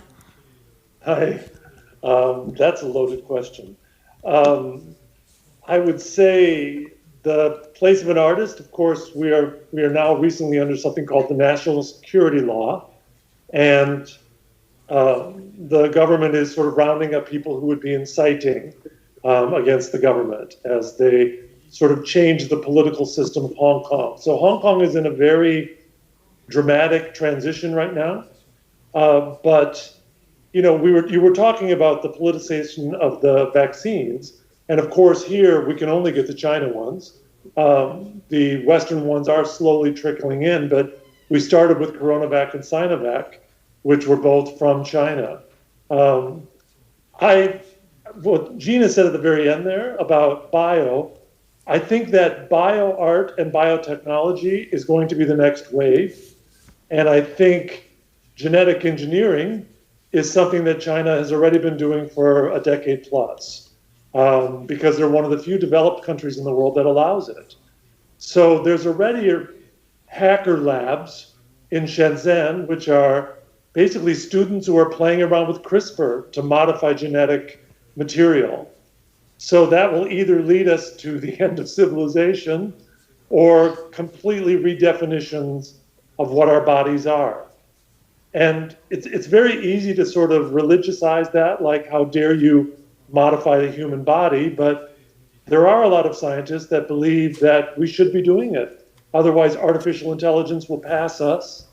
And if we do hope to do space travel, our current bodies could never survive it, but a genetically engineered one could. So it's I agree with what Gina was saying, that I think it's heading towards us losing our sort of physical temporality and becoming something built as opposed to something sort of accidental between our mother and father. I see that coming very quickly in this part of the world. That's probably pretty scary. Okay, Regina, you want to add something about this? I did not understand really everything very well, but as he is in Hong Kong and you are from a completely different point of view to our world. Now we are here in the old Europe and we think that we are in the center, but while especially research or immunology, because I was in contact with those people, the center of research is there in the Fast East, China, Australia, Korea, Japan. No? So I guess this reminded me now what Scott is talking about. Okay, thank you. I think that time is over. I'd like to end with Gina and the manifesto, because Mediademic is also a manifesto. And you wrote, "When they sleep, our world has nightmares." But who is they? The artists? No. I always refer to them today as those who control this world, not to those like the artists who are trying to rebuild or no. They is always the main hard structure who sometimes appears in front of us with as an spectacle, as entertainment, but as technology, as new media, as something new. But it's not new at all. It is the oldest structures that are reinventing themselves to trying to conquer our surprise, our love, as Neil Postman said. Then from the new media ecology, we fell in love with the gadgets, we fell in love with technology, and all that love is the love that we don't feel for each other, right? I think that is a good way to end my part. Okay, thank you, Gina. Thank you. Okay, so Regina and Scott, you agree? You are awake in consciousness. You're right with that? Okay, Yes. so thank Yes, you. absolutely. Absolutely. Okay, so thank you for you three guests. Thank you, and bye to Hong Kong and Argentina. Rosario.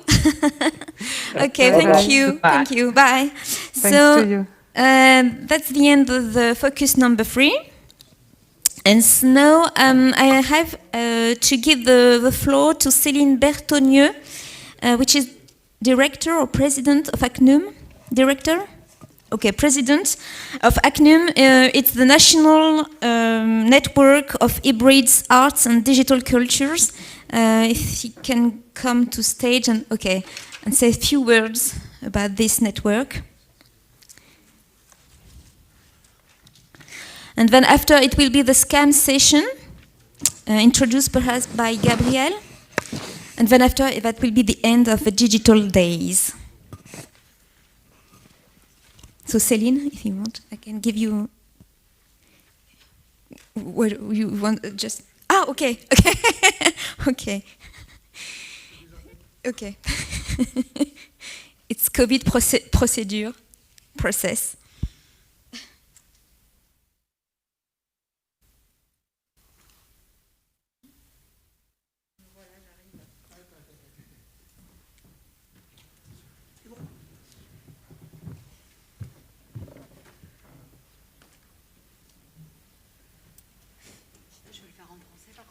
Alors attends, ça marche. Je sais pas si ça marche. Je vais le faire en français, ça va être plus pratique. No problem, Justine is here, so it's okay. Oui. Donc, hello everybody. So, the ACNUM network, which is my pleasure to present this afternoon. I'd like to thank Gabriel to have given an opportunity to do this. He's one of the eminent members of the ACNUM, of hybrid arts and digital art. There's a whole series of organizations nationally composed of different types of structures. When we talk about hybrid arts and digital art, we see in all these days here in Clermont-Ferrand around VideoForm, we talk about of spaces which are art space, culture, the Fab Labs, etc. So national scenes were really in a very trans and interdisciplinary approach. So the objective of this network is to be able to, at a national scale, is to come together and to enable these structures and organizations, which are sometimes a little bit struggling to be able to communicate and to make visible the work they're doing, because when we work disciplines such as art and science, art and technology. Sometimes in the afternoon, sometimes it's difficult to be understood at a national level, either for the local authorities or even for the Ministry of Culture.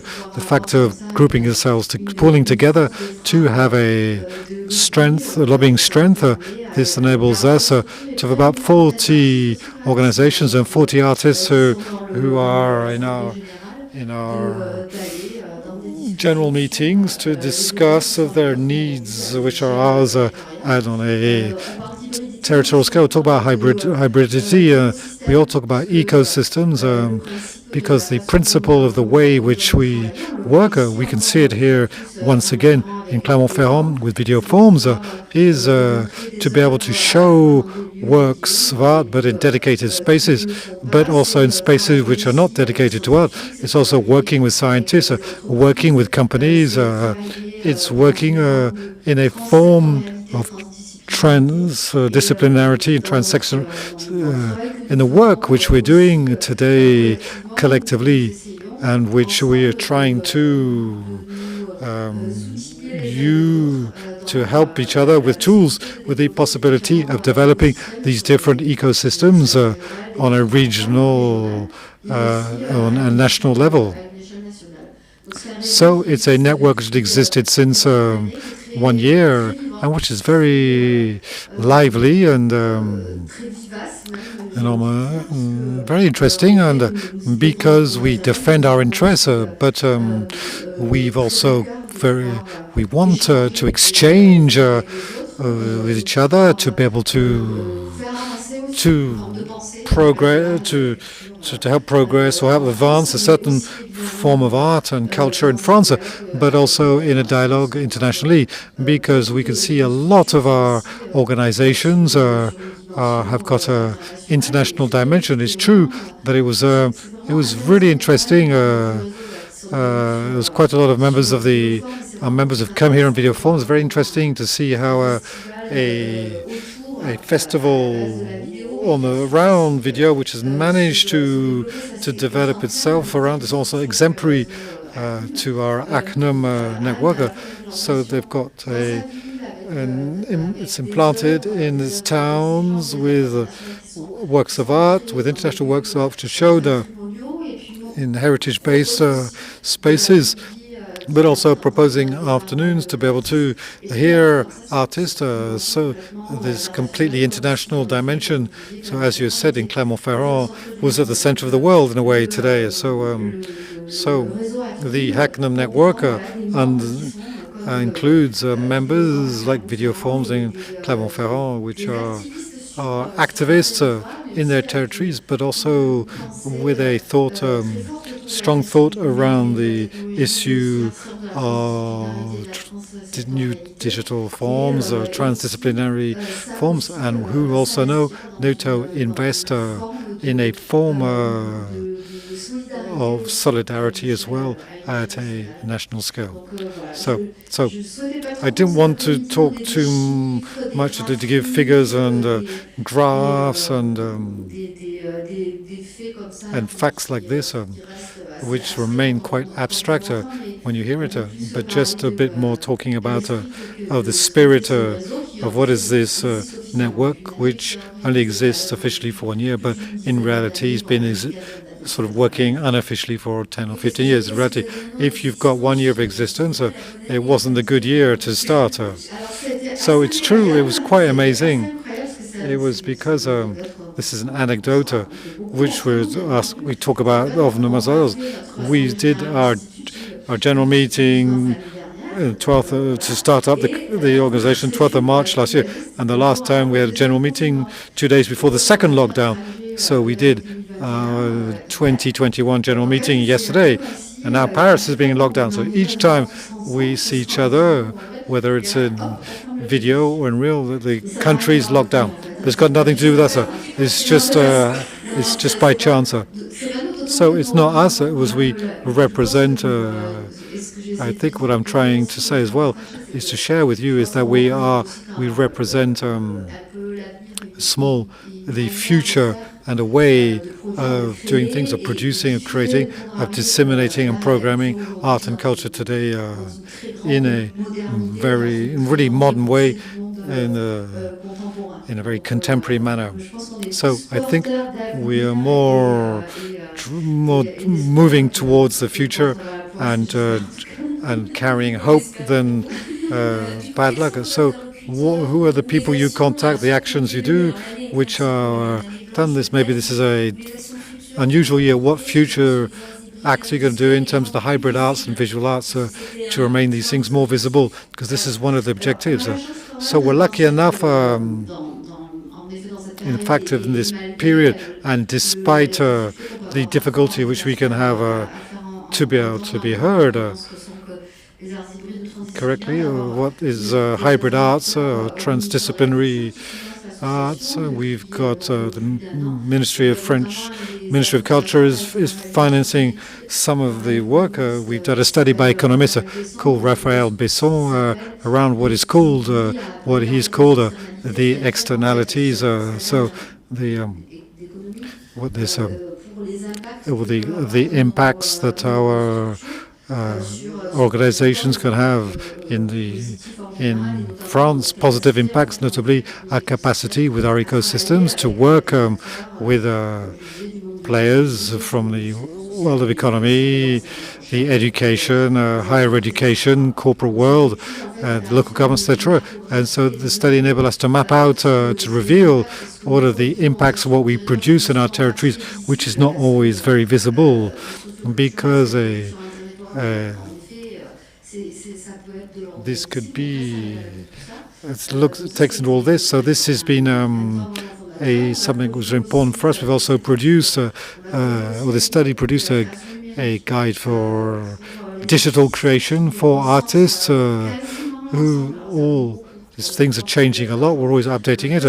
This guide enables the artists to really to look at the relationship between art and technology, what type of funding they can get from residencies, etc.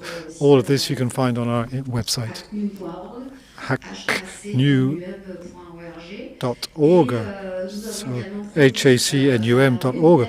We've also created a webinar to work with players from all the different artistic disciplines on the issue about how to evolve things towards things by digitalizing these events. And this is, we're all doing this at the moment, or you can see it here today. And at the same time, we're familiar, we're all confronted with a type of wall,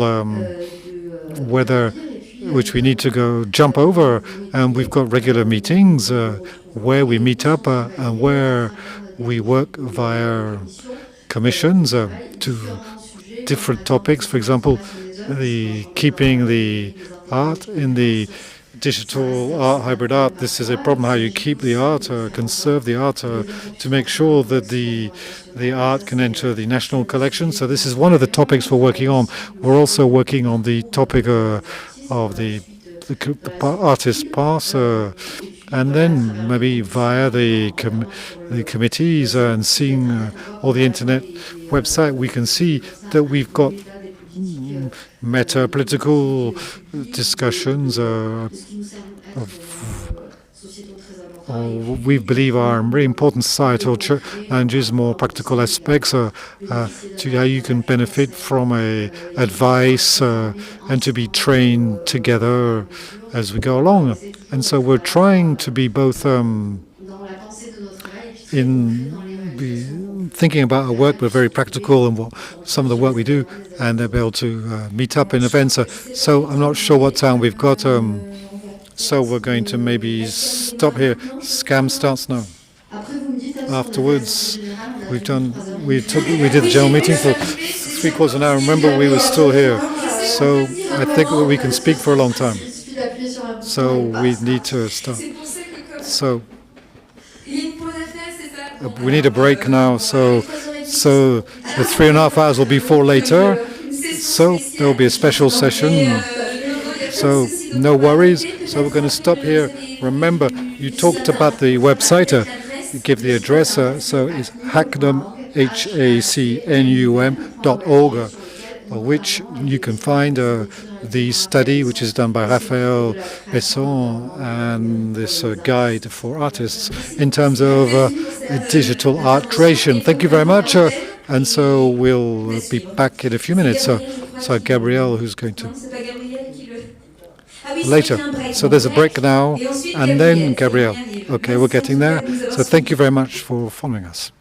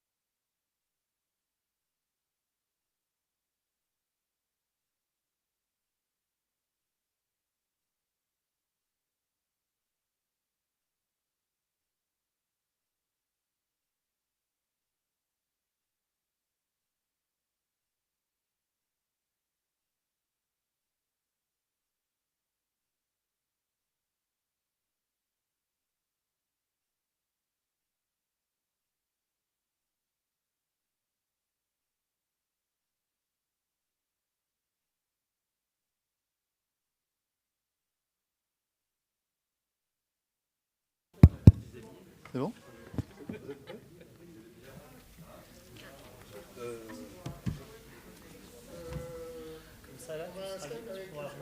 Oui, oui. Bah, tu peux le brancher dès maintenant. Hein. Ouais. Je peux commencer là? Bien, nous sommes très heureux de clôturer d'une certaine manière les 2 journées de rencontres professionnelles Actes numériques numéro 2 par un rendez-vous que l'on mène depuis plusieurs années avec la SCAM, Société civile des auteurs multimédia, et que va vous présenter Gilles Couder qui anime cette soirée, une rencontre entre Philippe Cambaretta et Scott Essels. Hello. However, I do not have the translation, so I'm not sure how best to continue. Is it okay? Can you translate, Justin?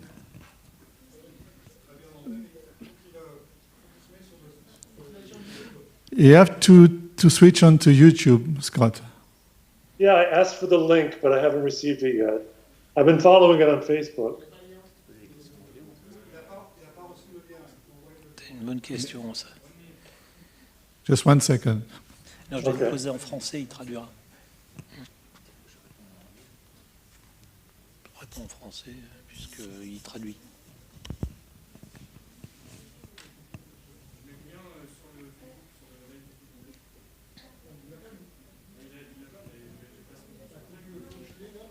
Are you connected to Facebook, Scott? Yes, right now. There should be a link to YouTube.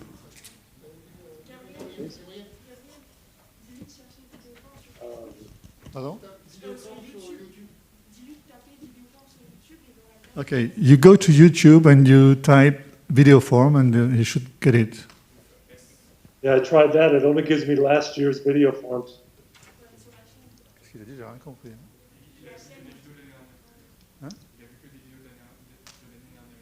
Hold on, let's see. YouTube page. Okay. It should be alive. I see the trailer.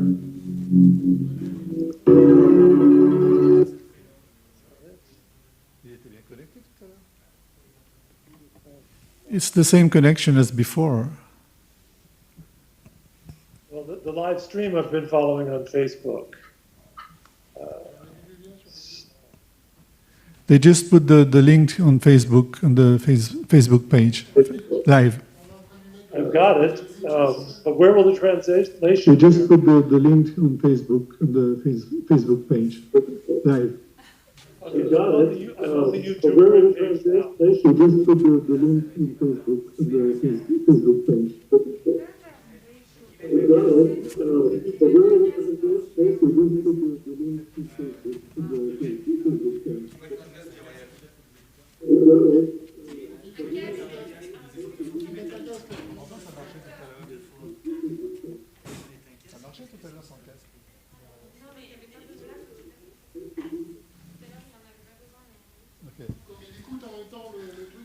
Maybe you will need headphones since you're listening to the. We've got echo here.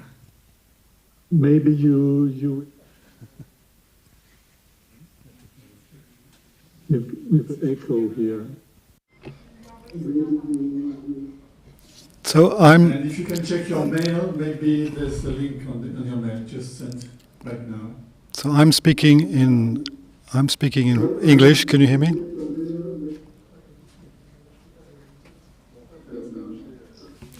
Has to put.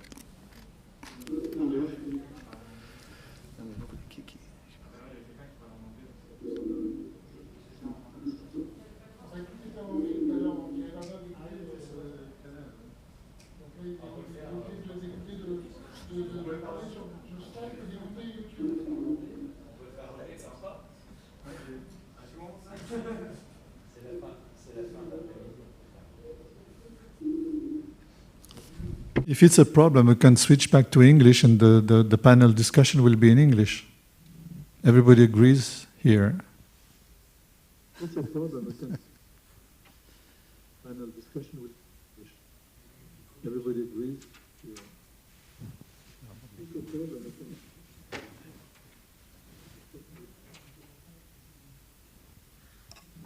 So that works better because all I get is an echo. Yeah. If we try to do it concurrent with YouTube or Facebook. So if you go back to Facebook, and we'll speak English here. Is that okay? I can just stay on Skype, can I not? Yes. Okay. Okay, perfect. I'm so sorry to require English. L'introduction, je vais la faire en français. Hein. Je vais pas retraduire mon texte. It will just Gilles is going to present the thing, but you know it because it's on the website. It's just an introduction. Then the questions will be, and the debate will be in English. All right.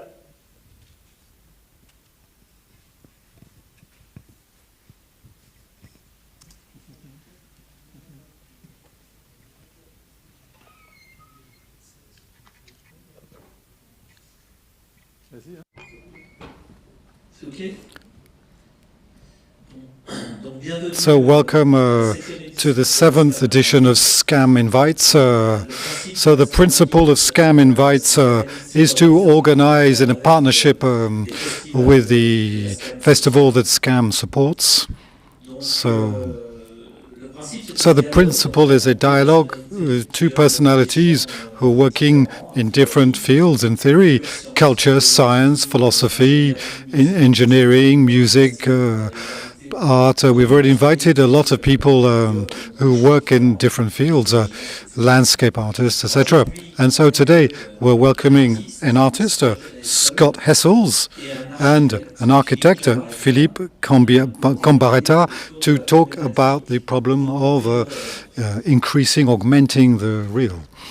So the augmented reality is this digital world which is superimposed pretty much everywhere, superimposing the real world pretty much everywhere, whether it's in pioneer artistic creations which opened up the field, but also for now in a lot of other different practices like architecture. And so our question today, what could these new tools contribute? Is it a reconstruction of a world that has disappeared, an extension of an invisible world in the present, a revelation of the future, like launching an alert almost, which is going to increase our knowledge, our perception of the world, or the worlds? So this encounter between an artist with Scott Hessel doing augmented art and an architecture is an occasion to have a dialogue which is going to present their practice each in their own way, their way of augmenting reality, the real, in their day-to-day practices with these new technologies, and this to be able to open up the doors of perception. So I'm going to let to Philippe Cambaretta to begin. Cambaretta, so first of all, I'm going to do a quick presentation of each, the two of them. So Scott Hessels is a film director, sculptor, a mediatic artist. He's an American and lives in Hong Kong, where he's speaking now. So his works cover lots of different media, in particular cinema, video, internet, the music, the radio broadcasting, sculpture, and performance art. His work explores new relations between the image and the moving image and the environment. So he's done quite a few pioneer experiments in online streaming and different media. He mixes the practices of the cinema with the emerging technologies, whether it's the computer sensors, robotics, GPS systems, all the different forms of interactivity. So Philippe Cambaretta is an architect. He's done a scientific background, economic background. Also, he was at MIT in Boston. So, and he's founded in 2000 an agency called PCA Stream. In agencies, specificity is to have two dimensions, one in the research and the other one for architectural creation. So he works a lot on the synergy between research and the projects which he's carrying out architecturally. So this agency, which is Innovation Folks, the city of the future, new utilizations, and he also uses the augmented reality as a medium in his practice, in his way of working for the new projects and on diverse ways, both at the building level or the public space level. Today he's going to probably talk about one or two examples of the use of augmented reality in its practices. In his practice, sorry. So Philippe, already the first question, if you could, first of all, simple way, say what is augmented reality is in your data. So what does it evoke? How to use augmented reality and what way in your practice? Okay, thank you, Gilles, for this introduction. So I will maybe repeat the question in English for Scott.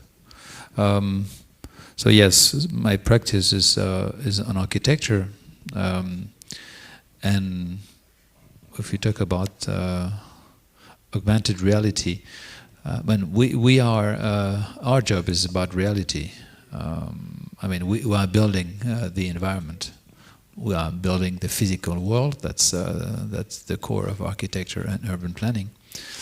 And of course, now was this alternative reality that we call virtual reality, or and the architecture is finding itself in the center of a very interesting dilemma or opposition in every aspect of our life, being the way we live, the way we work, especially now, and the way we consume. Everything is now the physical is attacked or challenged by the digital. So the way we use the augmented reality, which is basically a very recent issue linked to technology.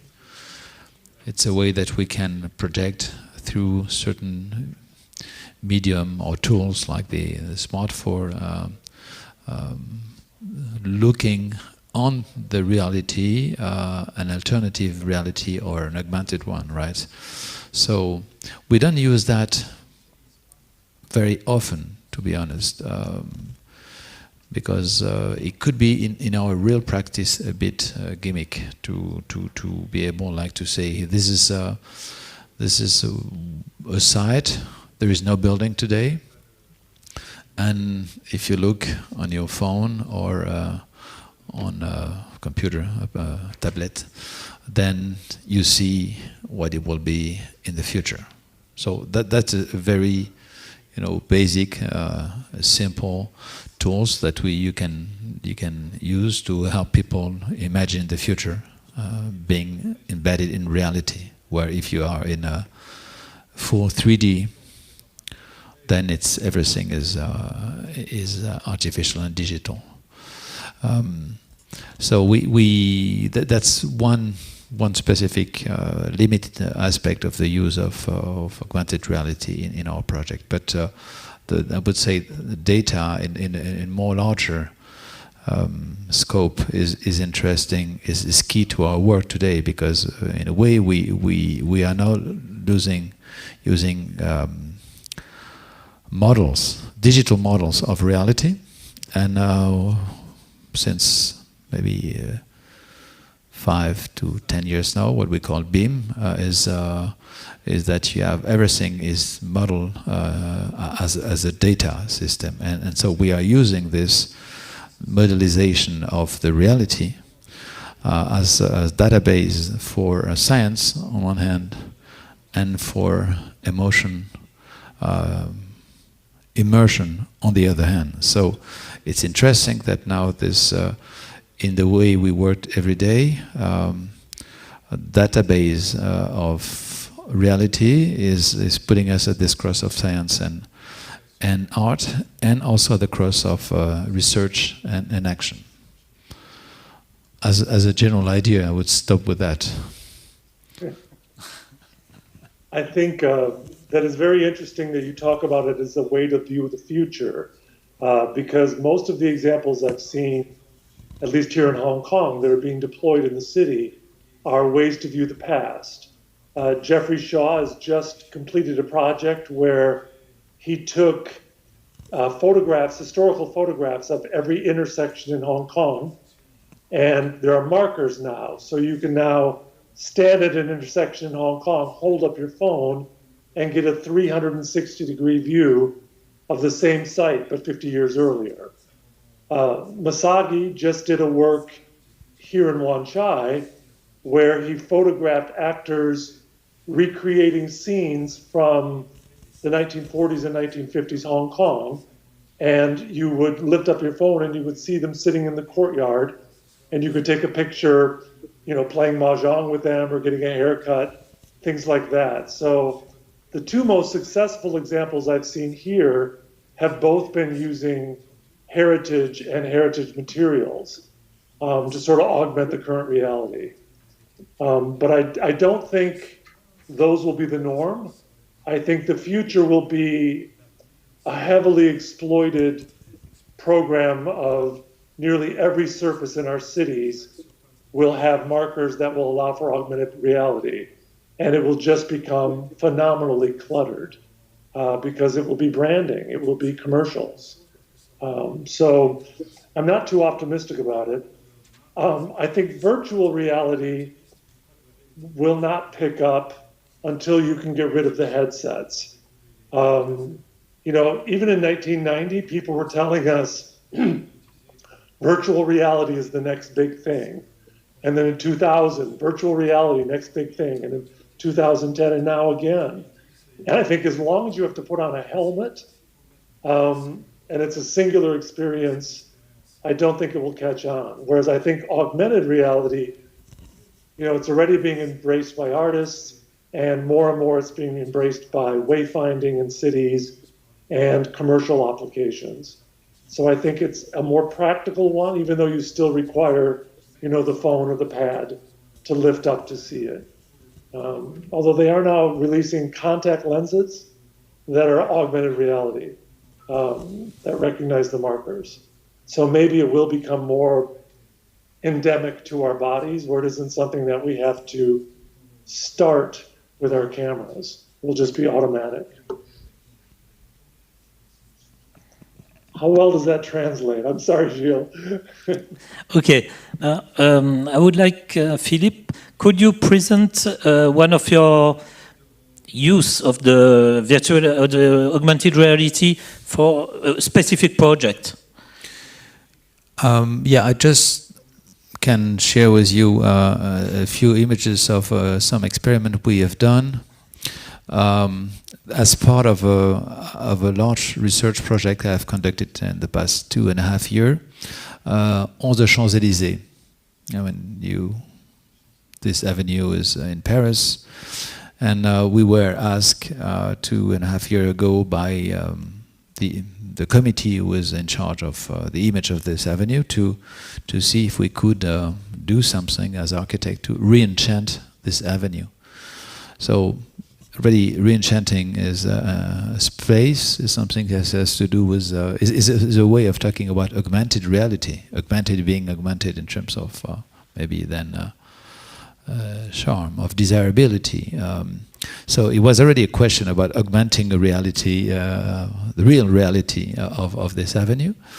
And so some of the problem we have in our field is that city is a very complex phenomenon with a lot of different layers of things. Nature is one, infrastructure is the second one, architecture the third one, the mobility, how we move between building is the fourth one, and then the way we live, the use we do of this space is the last one.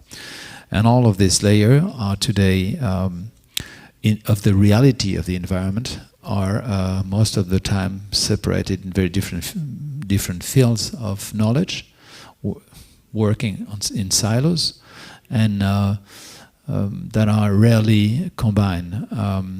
And we think the challenge of understanding the future and all this externality of what we are doing and what the city is producing as externality, especially in terms of environment and carbon footprint and all this negative aspect on the ecology, requires that we can understand this complex system, and the digital data is what can help us to link these different layers. So and start working on a complex system and not on a divided system, as in a human body. This is why we call this experiment looking at the city as a metabolism, and especially the neighborhood of the Champs-Élysées as, say, a study case to explore this metabolism. So one of the experience we have done with MIT Media Lab was to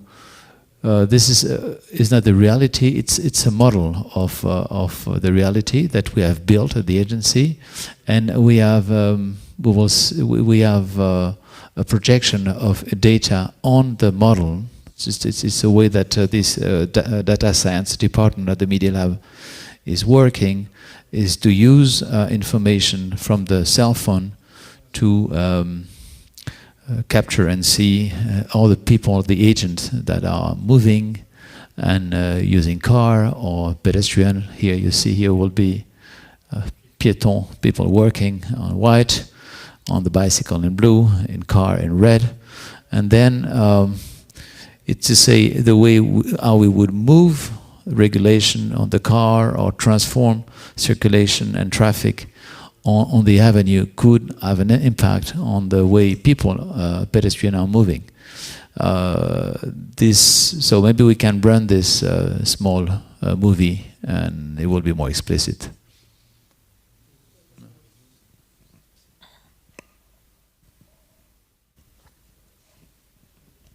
It's not working. Est-ce qu'on peut avoir la vidéo? Ah. Oh. Well.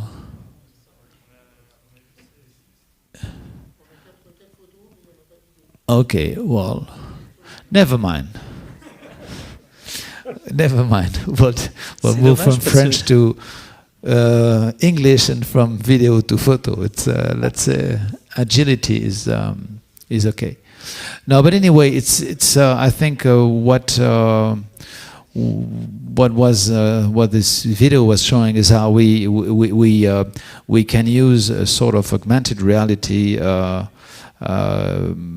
Showing information that we cannot see, with our own eyes, and that is necessary now to understand the way these different phenomena are working. So we use it in research as a way to reveal and to be able to observe invisible information like heat map, or intensity of traffic, intensity of pollution, intensity of noise are elements that now we can monitor, like in medicine, and that we could project on a model of an area, or even with the future we could imagine with glasses that we could see in real life, you know, or with an iPhone, saying the different, like the temperature or the pollution of the air, is something in the future that we will have this information.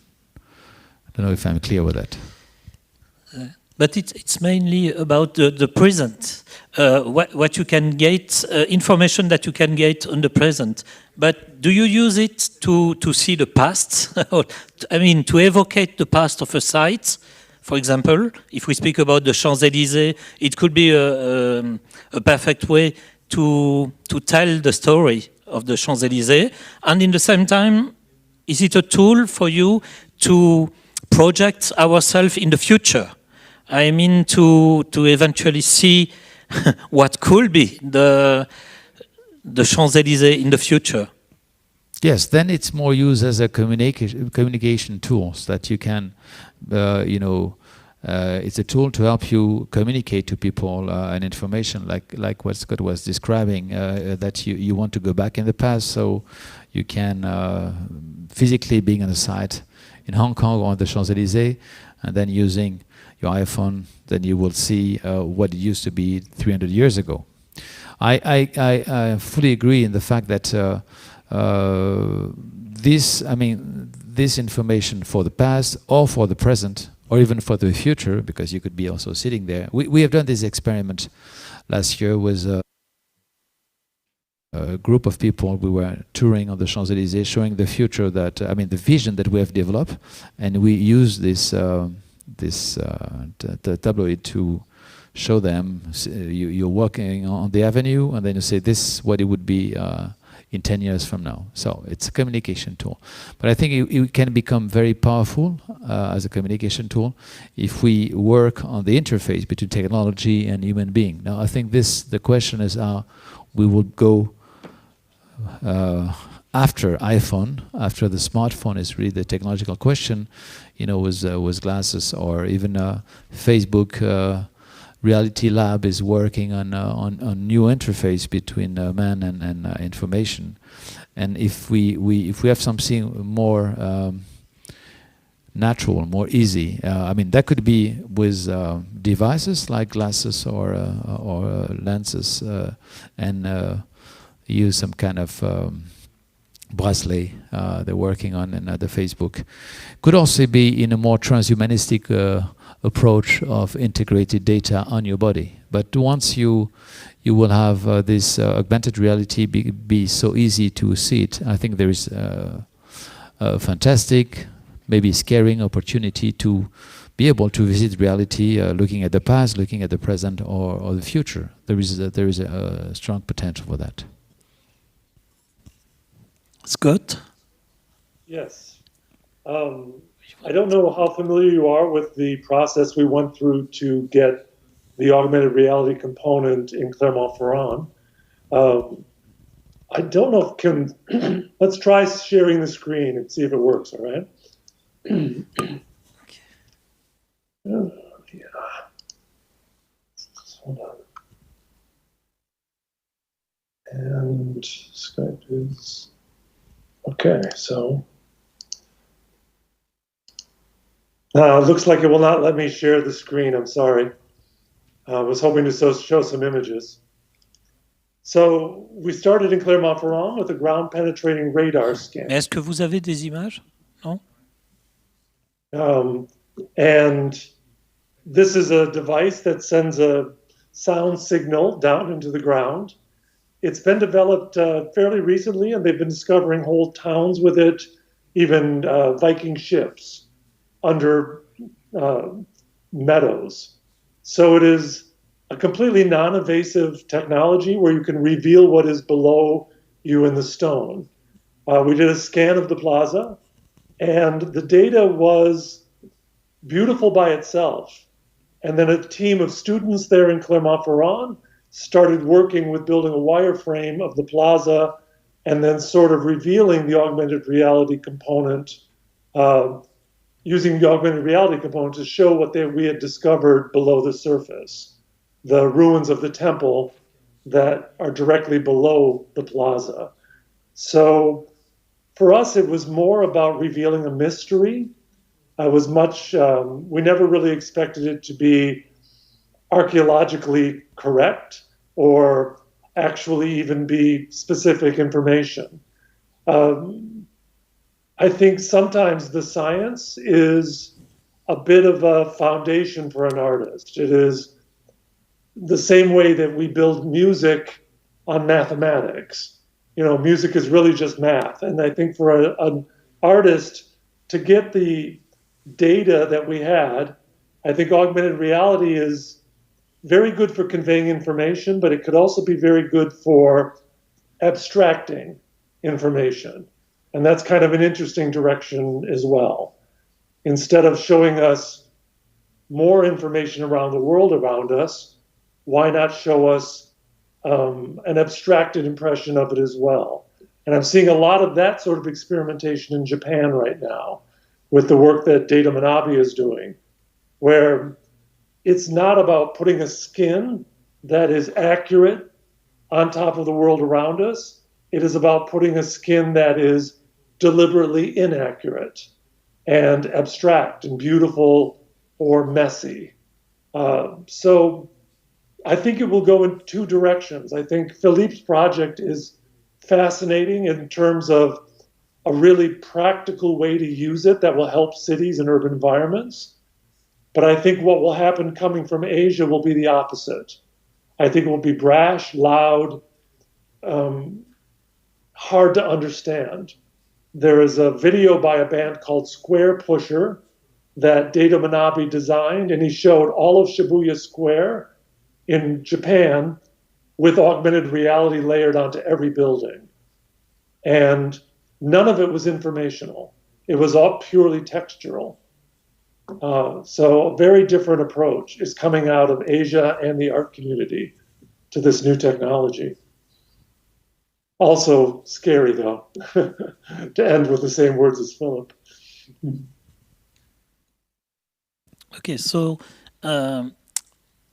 I didn't saw your installation in Clermont-Ferrand, but I understood that there are already there is a printing, something printing on the soil for the moment. It's a mix between augmented reality and a true and a real representation. Tell me more about it, because I didn't understood exactly how does it work. You're right. There's two pieces. There's an augmented reality component and a trompe l'oeil component. And that was done for a couple of reasons, because many people will just walk across the plaza and not know that there is augmented reality possible if they don't see the markers. And the trompe l'oeil was just something playful to represent that we were doing an artwork that was about below the surface. It was an anti-sculpture. So the trompe l'oeil is sort of a abstraction of an archaeological dig. And the archaeological dig is of a ruined home that is directly below the surface. So, the augmented, Scott, is it a glimpse to history, to art history too? A kind of glimpse, I mean. Yeah, the augmented reality component is the actual forms that we discovered in the scans. And the students designed a way to sort of bring those to the surface, so you can look through your phone and see the ruins that are directly below. The trompe l'oeil is a more literal looking down into these spaces, but more metaphoric as well, sort of referring to that below every victory, there is loss and an empty, broken home. So we mixed the three up. There's quite a bit going on there. They've had troubles with the augmented reality working with Spark AR, so I think there's still some glitches in that side of the project. But I think the students are working very hard on it. They've been great. But it is difficult to, and Philippe, you know this, augmented reality is still in its infancy, and it is difficult to work with the technology smoothly. At the same time, it's a good way to tell the story of the. There was already augmented reality before, like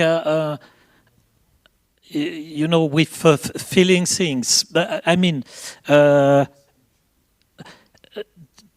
because you make the link with archaeology, but when you see this trompe-l'oeil was already augmented reality at the time. Yes, true. So it's a good way. I think it's important to tell, because often we are thinking this is a new technology. Okay, it's a new technology, but there is a story behind about representation. I mean, and the trompe-l'oeil is maybe a good way to understand what is augmented reality about. I think you're right, and that was what we were playing with as well. That the two versions of it the one we've known historically. There's Trompe l'oeil in art history going all the way back. And in many cases, the illusions created by that are a type of augmented reality that are layered on a surface. So everything old becomes new again, I guess. And we are now doing it digitally and electronically, but it is something that has been in our urban environments for years, for centuries. So okay, Philippe. No, maybe I want to answer to Scott, but or discussion certain that it would be like two different directions. What you're doing and what I was mentioning. Actually, it's not direction different, but it's a different, let's say, objective or role. Or you know, we are when I'm talking about building architecture or space, we are part of it. Then can part of this reality has to have this dimension of poetry and illusion and mystery, and this is what makes the architecture as a difference of engineering. And part of it can be trompe-l'œil, and it could include work of art, and it could include work of digital art, like the one you're doing. But then it's become a way to be part of what is surrounding us, but that is primarily architecture. Augmented architecture. But what I was mentioning was more in a different way that we have today to produce architecture in this in the contemporary situation of what the reality has become in this new era of the Anthropocene, where we know that we are human activity is changing reality, is changing environment. And we are very much concerned in our activity as architects to try to understand this mechanism. So it is another. We're not talking about the same objective of using this technology. It's we use it mainly as a way to understand what is the reality we are dealing with, and how we can keep building it. Understanding the implication or the impact of what we do.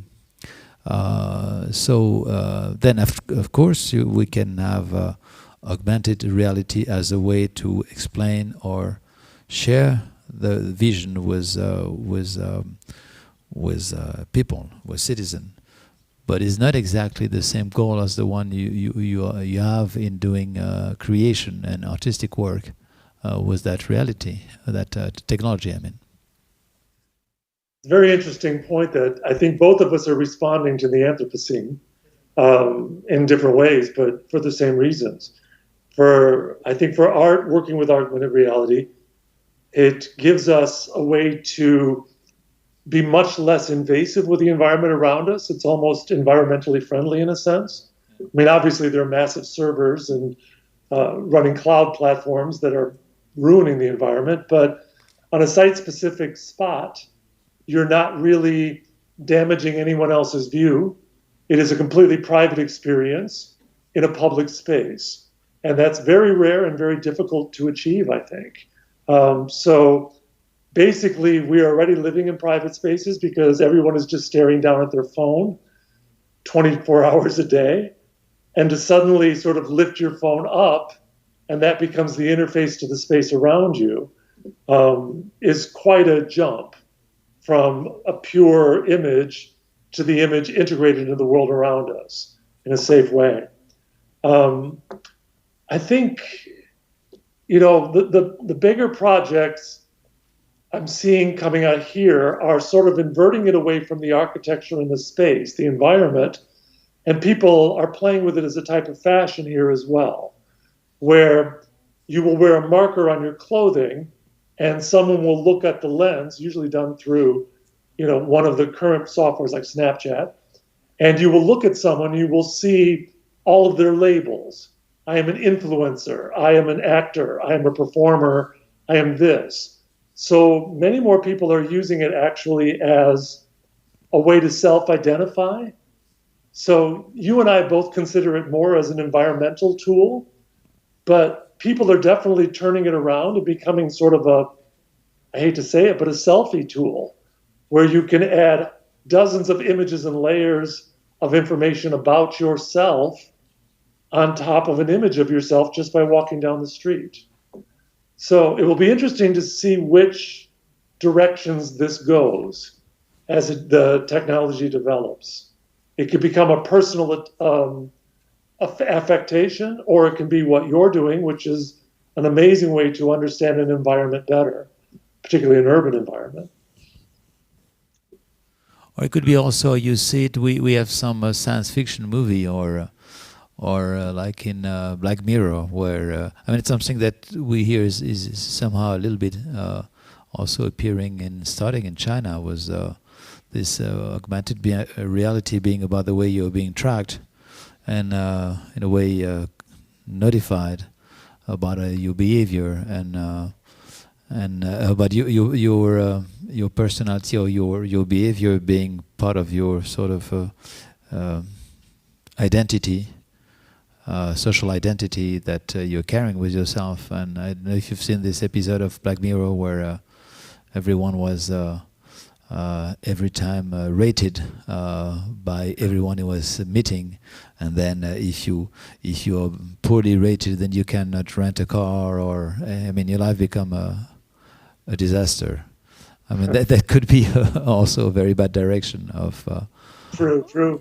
Yeah, the connection between augmented reality and surveillance and artificial intelligence. I mean, in China, obviously, artificial intelligence, AI, is exploding. It's one of their top 3 development areas, in addition to things like genetic engineering and things like that, medical. So where it will go from there, yeah, Black Mirror is a good example. Surveillance society, I mean, it's bad everywhere. And a lot of artists are trying to find ways to stop from being recognized, jewelry, makeup, masks, that will keep it from happening. Again, augmented reality, I don't know if it will step into the arena where governments will start to use it to track us, to draw us into conversations with things that we really don't want to discuss. I don't know. Everything is changing here in Asia very quickly. And being an American, everything changed in America in 4 years. So I don't dare predict anything anymore, other than look at a trend and try to see if it's something that I agree with or disagree with. I titled this discussion "Augmenter le réel" instead of "réalité augmentée." It was a way for me to activate the discussion, because it seems to me réalité augmentée is something in a way passive, and augmenter le réel is an action. But my question is, are you sure, or I follow just what you said before? Do you think we are augmenting the réel, on augmente le réel now, or we are just victim of augmented reality? On a philosophical or poetical or practical, yeah, well. So I don't know how to answer that. Is it Guy Debord? Are we a society of watchers? I don't know how to answer that, honestly. We do know that virtually every technology gets taken over by organizations and governments that we may not want to have them take over. I do a lot of work with satellite visualizations, data traffic visualizations, aerial traffic. And 2 years ago, there were 5,000 satellites, and Elon Musk is launching 42,000 satellites. What will that effect have on us looking up into the skies in 2 years? I don't even know. So the technologies are rapidly advancing that I don't even dare make predictions. Philippe, are we heading down a dark path or a good path? Well, I don't know either where we are going, but the sure, I mean, this augmenting reality is in a way what the Western world has tried to do since 350 years. You know, since we have had this modern movement in philosophy, starting with the beginning of science, was a way to get control over nature in the Western world, which was the beginning of this dream of progress and augmenting our power on reality, human power on reality, and clearly it has been a positive story for 300 years. And what we are facing now is the fact that this the reality that we thought we were augmenting is actually we have been destroying it to some extent, and this acceleration of what we are doing now is, I mean, clearly what I experience in our daily life in building all this, thinking of these cities all around the world that are concentrating this situation, is that everywhere, and it's even more on the city level than on the governmental level, the level of investigation and investment and research that is done on trying to stop this movement on reality, let's say, is negative impact on the real physical world, is enormous, and there is an attempt of some people, especially in China, or maybe on the West Coast, that think that more technology is what will be saving us from this situation. I don't believe that at all. So that's why I think I don't have a complete fantasy about data technology as a way to as a solution. The geoengineering and transhumanism and all this very positive vision of technology that could save us from the situation is not my point of view, and it's not. I mean, in Europe, is maybe not so much the general opinion.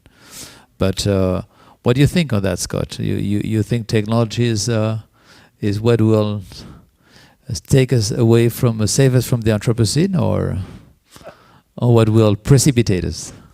I think COVID proved that the Anthropocene was all baloney, honestly. Nature fought back and it knocked us all home and knocked us all to our knees. We thought that we were changing nature, and it seems like nature has completely changed us in the last year.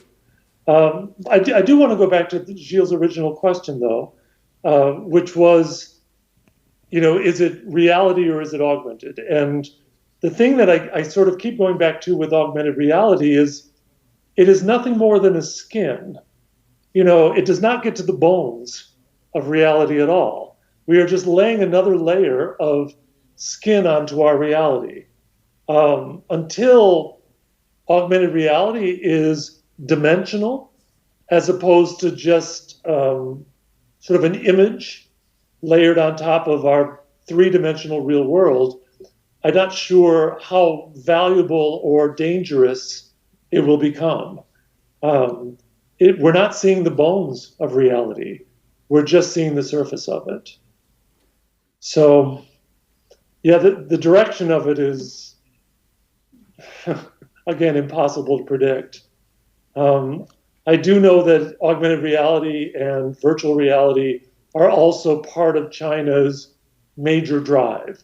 So the technologies coming out of Asia in these fields are going to advance very, very rapidly.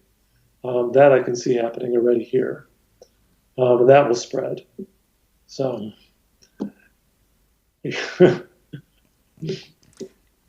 but reality is just a question of perception, and is it a question of opening opening the doors of the perception more, augmented the reality, is it a way to open the door of perception? There was Scott, a what do you think about this? Of course, you know the reference. I am. Yeah, I keep going back to Mark Berger's quote. Mark Berger was an engineer around the 90s who believed in what he called calm technology, that in the future, our lives would be more relaxed because of technology, which of course is the exact opposite of what's happened. But he did have a very famous quote that there is more information at our fingertips during a walk in the woods than there is on any screen. Yet we find a walk in the woods relaxing, and we look at all of our screens and it overwhelms us. So the idea that augmented reality will help us understand the world, I'm not sure that's true. And I also do believe that reality itself is pretty rich. And I agree with Berger that a walk in the woods, you have more information, you have smell, you have sound, you have a complete sensory experience that digital is never going to be able to reach, yet, at least. Yeah, and the COVID is very interesting because the first sense it cut is the smelling. Yeah. And so it is a perfect example of. So I don't know. COVID is augmented reality. I wouldn't know where to go with that. Okay. It is something we cannot see that is affecting everyone's lives. And the visualizations of it, I don't think have been that helpful. So.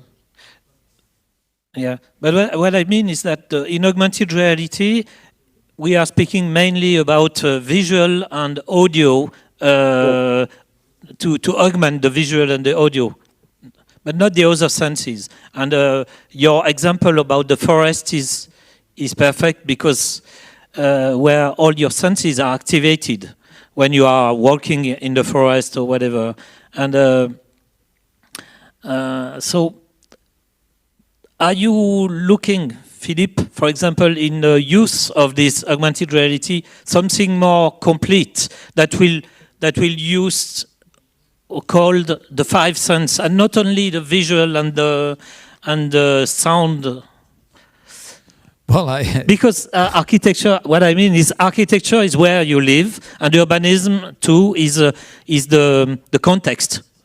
And so our context is not only visual and not built on visual and sense. There are so many other information that are coming to us. And in a way, when we are speaking about augmented reality, it seems to me, how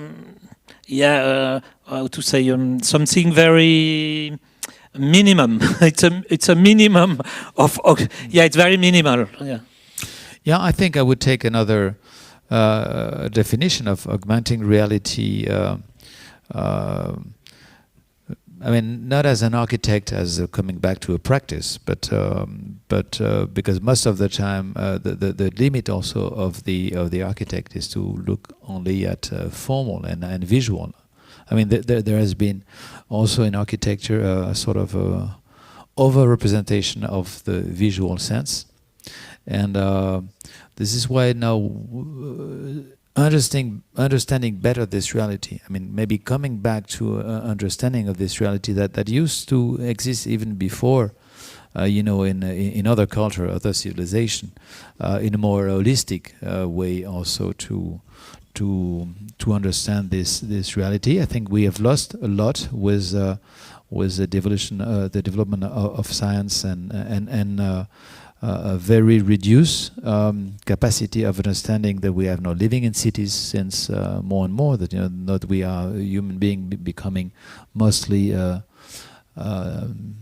living in cities, I mean, we see a loss of senses for capturing this reality around.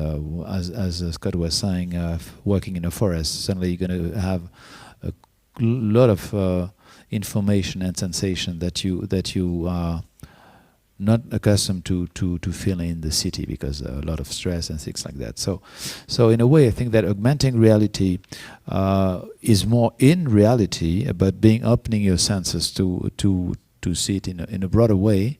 And that's what we are more working now, as not designing building, but designing experiences. And that means that you have to, and especially as the digital world is fighting against the physical one. Like if you want to say, okay, why is a sense of doing an office building today that we are all working remotely? I mean, this is one of the very big questions we have now. There's a problem. Is it okay? We have one question on Facebook. Can I ask you this one? Sure. So Oscar asks us, what if augmented reality could help to reduce the real? To reduce the real? Why would you want to reduce the real? Well, I think again, I mean, that I can answer this question by finishing what I was saying, is that we are now facing at the moment with the COVID and this sort of we've been living in for decades now in sort of movement toward more and more mingling and cruising each other and merging and movement and flux. And now it's like we are asked to do the opposite and stay remote at home. And this is questioning in the urban planning. A lot of research is going on, and I mean it's beginning because we're still in the middle of the crisis of what how this will affect the way we live tomorrow. Why would we go to an office building and work as a company? I mean, these are tremendous questions today for the future of the way we will be living on this planet. I mean, it is a moment where we are going to go back to smaller cities and the reinversion of this movement for metropolization that has been working on for 30 or 35 years. And that is a question between the sense of the physical and the real. And now, as architect, we say, okay, you're doing a building. What is the meaning of coming to this space, physical space? So we are more than ever confronted with this question of: do we go back to the office and be together, or we stay on the computer and teleworking? And I mean, it's a very difficult and open question, but surely what I think that I hope, I mean, we're still going to be social animals and need to go to physical space to meet each other, but that means that we will also, as a designer, and need to be open, and also as human being, to relate more about this, the complexity of this reality, and enrich it. And I don't think that's going to be necessarily through augmented or augmented reality. It's going to be maybe augmenting our sense of reality. You know, I mean, it could be as part of it that is entering into the magic of the real world, but not becoming a substitute for it. That would be my position. I think if I understand Oscar's question correctly, is it possible that augmented reality could block the unpleasant parts of our existing reality? There was an artwork done very, very early in AR by Mark Smarek, probably 2005, where every dump truck, trash truck that you saw, if you were wearing the glasses, they would appear as beautiful islands in the city. And there was even discussion among hate groups whether augmented reality could basically remove the people you don't want to see in the city from your field of vision. So I think what Oscar's asking is a very, very almost dangerous question, a lot of dangerous questions with augmented reality, Whereas if you did have the lenses or glasses, you could actually program them to say, I don't want to see graffiti in my city. I don't want to see this type of person in my city. I don't want to see the homeless. You could use augmented reality as a type of reality denial, so that when you walk to work in the morning, you are seeing butterflies, clouds, and flowers, and not the actual reality of your neighborhood. And again, that's a pretty dark application. Philippe, I mean, would you disagree? I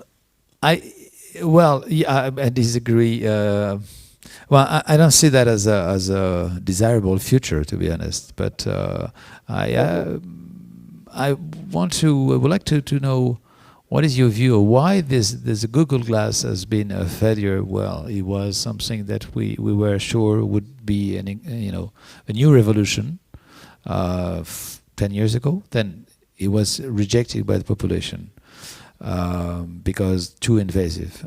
But now I'm wondering if it wouldn't be something that could emerge in China, because there is the reason why it has been rejected I think in the Western world is maybe not something so active in the Chinese culture. I don't know, but you being in this part of the world, what do you think?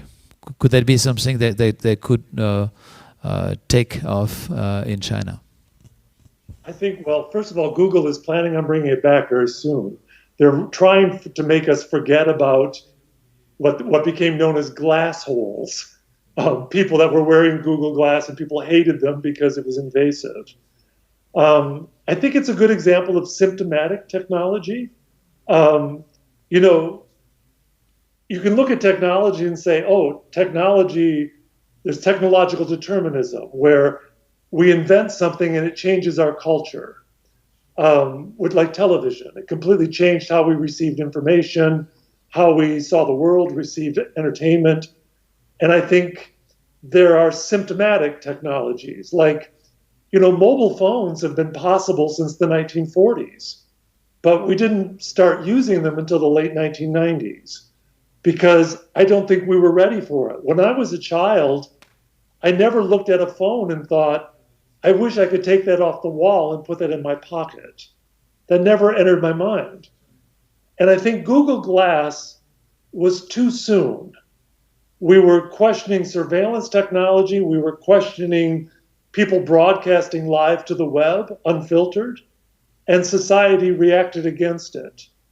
But I think the Google Glass was, 2012, 2013? I think now, when it will be introduced, they will find another way to present it, where they now know that we don't want it to be a surveillance tool. And they will present it as the way to see all these fabulous augmented reality projects around us. I think Google will reintroduce it. They have the technology, they have all the patents. Why not just rebrand it? And I think that's what we'll see in a couple of years from Google. I don't think it will come from China. I think it will come from the West. No, but maybe it will penetrate faster in China. That was my question. I know that Facebook again is also working on other type of device, and I think if this comes true, and in a way it's maybe a war of Google and Facebook against Apple. To get rid of the iPhone, and then in that case, it is true that if we have if the interface between technology and reality is so so much more natural, I would say instinctive, like wearing glasses, I think the image immediately superpose with reality, and then if you can't even move a device, that's what they're working on. That just you can have a simple movement with your finger in your hand, and then move information. So there is no more physical interface with technology. Then that's opening. You can imagine all the kind of application that will develop with that, and that will be really augmented reality as a new. As an immense territory. I mean, much more than it exists today. I think that I see the huge potential. But this it means, I think, another kind of interface than what we have today. I completely agree. I think haptics, that we now interact with the world with touch, that was groundbreaking 8 years ago. A touch screen, that was so completely different than us at our keyboards and moving our mouse. So I think it's very likely that touch screens will go away very soon. This sort of required physical contact to trigger our media experiences, and it will become something that we will do simply gesturally. I've seen what you're talking about with just doing a gesture will be the way that we will navigate in the future. We don't need to touch anything. I think another thing about COVID too, though, is the global acceptance of new technologies.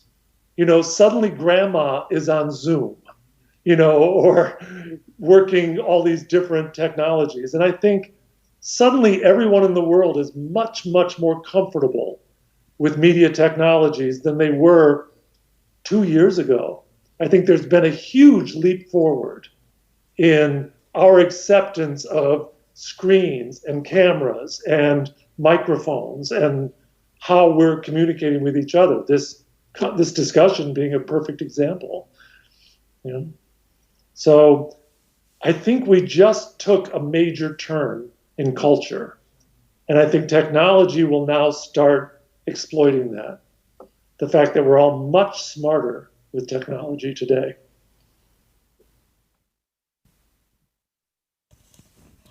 I have an anecdote about this. Jean-Marc Chapouli is a filmmaker, and he was filmed by Google, in the street, and he asked Google to set his image clear because they flouté, comment ça se dit? They erased like everybody and he asked Google, no, I want my image, and then he never succeeded.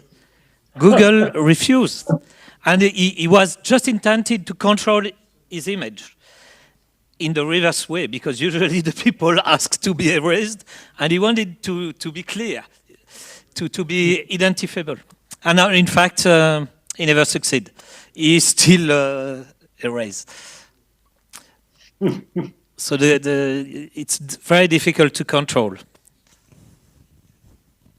No, but I fully agree also with what Scott just said about the fact that this leapfrog we've done was the acceptance of technology, and probably it's all this effect of COVID, the one I was mentioning, the one you mentioned of this acceptance of screen and mediation of technology. But still, it's something that it's not in contradiction with what I was saying before, that we will need, it can help to reinforce the actual reality. But if we want to, then we're leading to a bioethic question almost at that point, that the way we then this augmented reality, I think after it's between it's gone through glasses or watch or other kind of external device, then will be the next door is to do it with biotechnology and integrating in the body, and that's another kind of question, a kind of issue that it's raising. But I see them very, very linked. What do you think? I absolutely agree. I think biotechnology and genetic engineering is going to explode in the next 10 years. China's been doing it now for 20 years plus, genetically modifying. We're already eating genetically modified meats. So the fact that we will be doing it to our meat very soon, I believe, is coming. I was just in another discussion with an earlier group, and there are many scientists that believe that modifying our human bodies is something that we should be doing. Otherwise, artificial intelligence will pass us. And it's also true that if we ever want to do space travel, our current bodies could never survive it, but a genetically modified one could. So the idea that we will be now augmenting ourselves with technologies, we are already cyborgs on many levels. We are communicating through devices. So I think it will become more part of our physical body. They will genetically engineer an eyeball that will actually just always see augmented reality if it's there, if it's presented through markers. So I agree with you. I think the body is the next frontier. Absolutely. And I think we learned a lot about our bodies in the last year as well. COVID changed everything about how we view our world. There's no doubt about it. It augments the body, but the brain? Excuse me? The body, it will augment the body, but what about the brain? A friend of mine is a Dutch filmmaker, and she came to Shenzhen, which is just across the border from Hong Kong. And there's a laboratory there called BGI Laboratories. And 10 years ago, they were collecting DNA samples from genius children all over China. Genius in music, genius in math. And trying to find the switches in your DNA that triggered those geniuses. So it will absolutely include your brain. Absolutely. This is starting to become like an episode of Dark Mirror.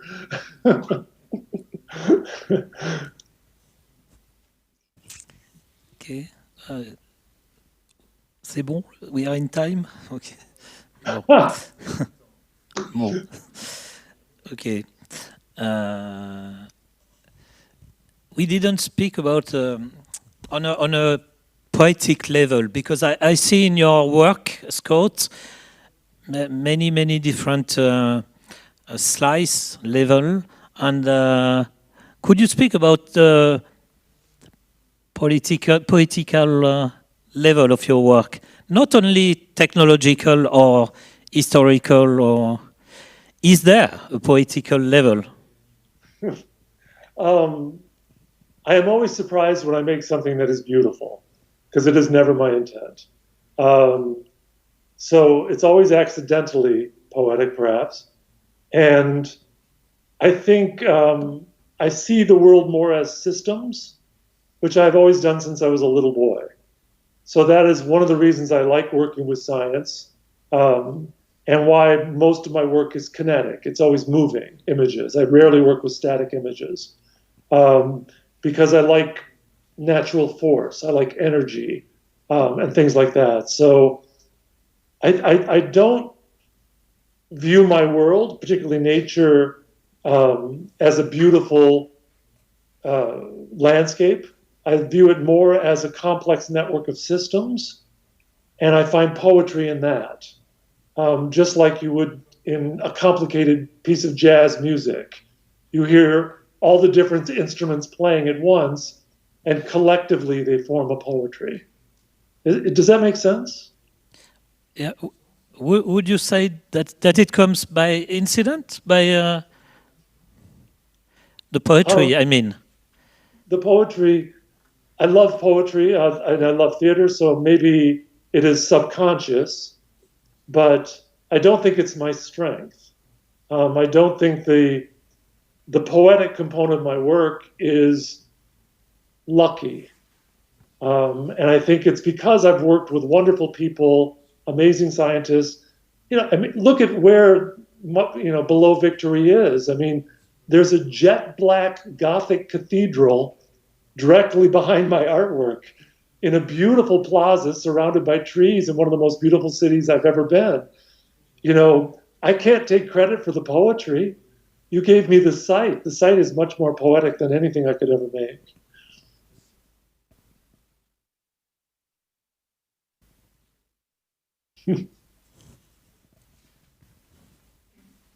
Philippe, would you say in your work and the way you used augmented reality, is there any poetry, or it's not only a tool that you use,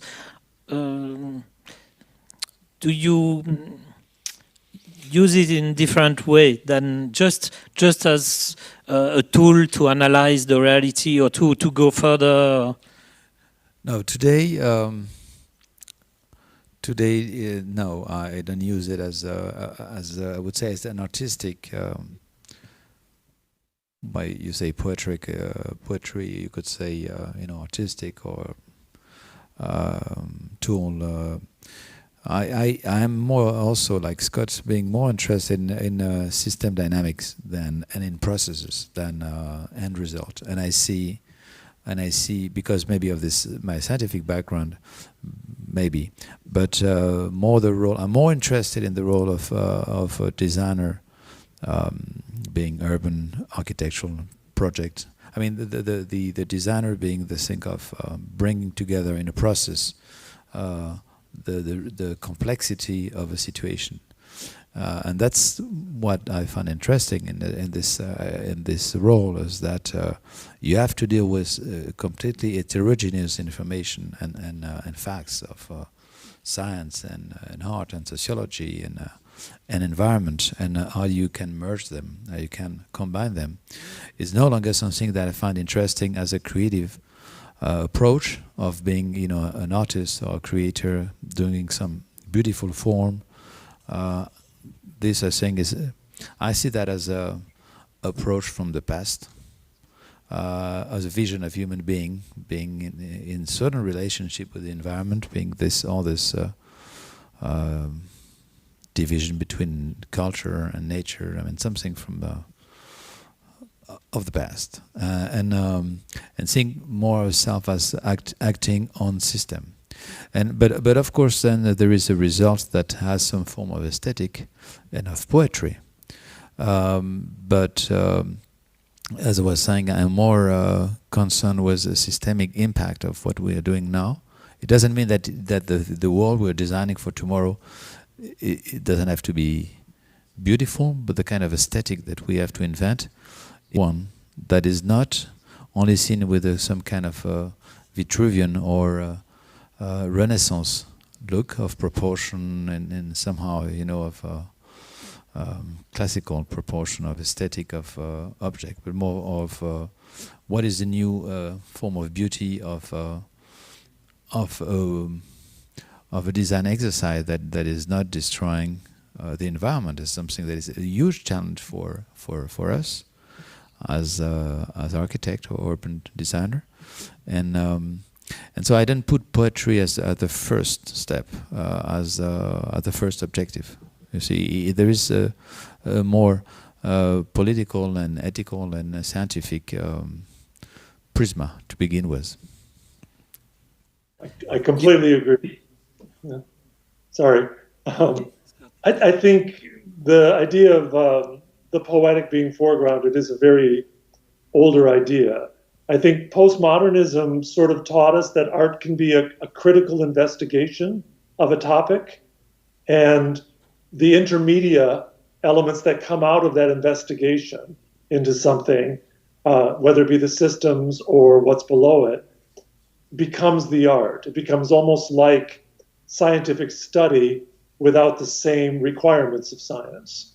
So I kind of agree that the idea of a poetic sort of Renaissance perspective on our world may be over. I think we look at our world much more critically now, and much more through a lens of politics and social and culture and all these layers that feed into an artwork. And if the artwork ultimately turns out to be poetic, it's almost in spite of all the layers of information that we've added and gone through to discover it. Okay, now I just want... nous on a une question. Okay. Yes, we have one question on Facebook. So the human mind has been augmenting real for centuries now. So what we are looking for right now are technical mediums to translate these ideas in the physical space, right? Well, you're talking about two augmentations. I would say the physical mind is something that we do personally. so everyone is individual, yet the augmented realities that are being designed are actually group experiences. Anybody can walk to Philippe's piece at the Champs-Élysées and see it. So it is more of a collective vision than it is the individual vision that we've been doing in our mind all along. So I sort of agree. I understand the idea that, yeah, we've been augmenting with our minds all along, but I think what's coming is a shared experience of that.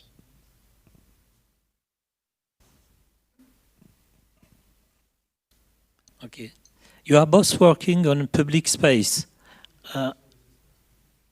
But in which way do you think it's the augmented reality is an experience that people really share? Because often we have this experience of new technology as an individual experience. And in the public space, when you offer,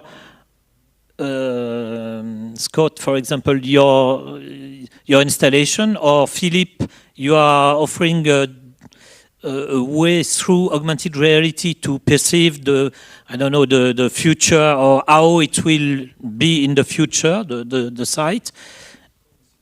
Do you think it's really an experience that people are sharing together, or it's still an individual experience?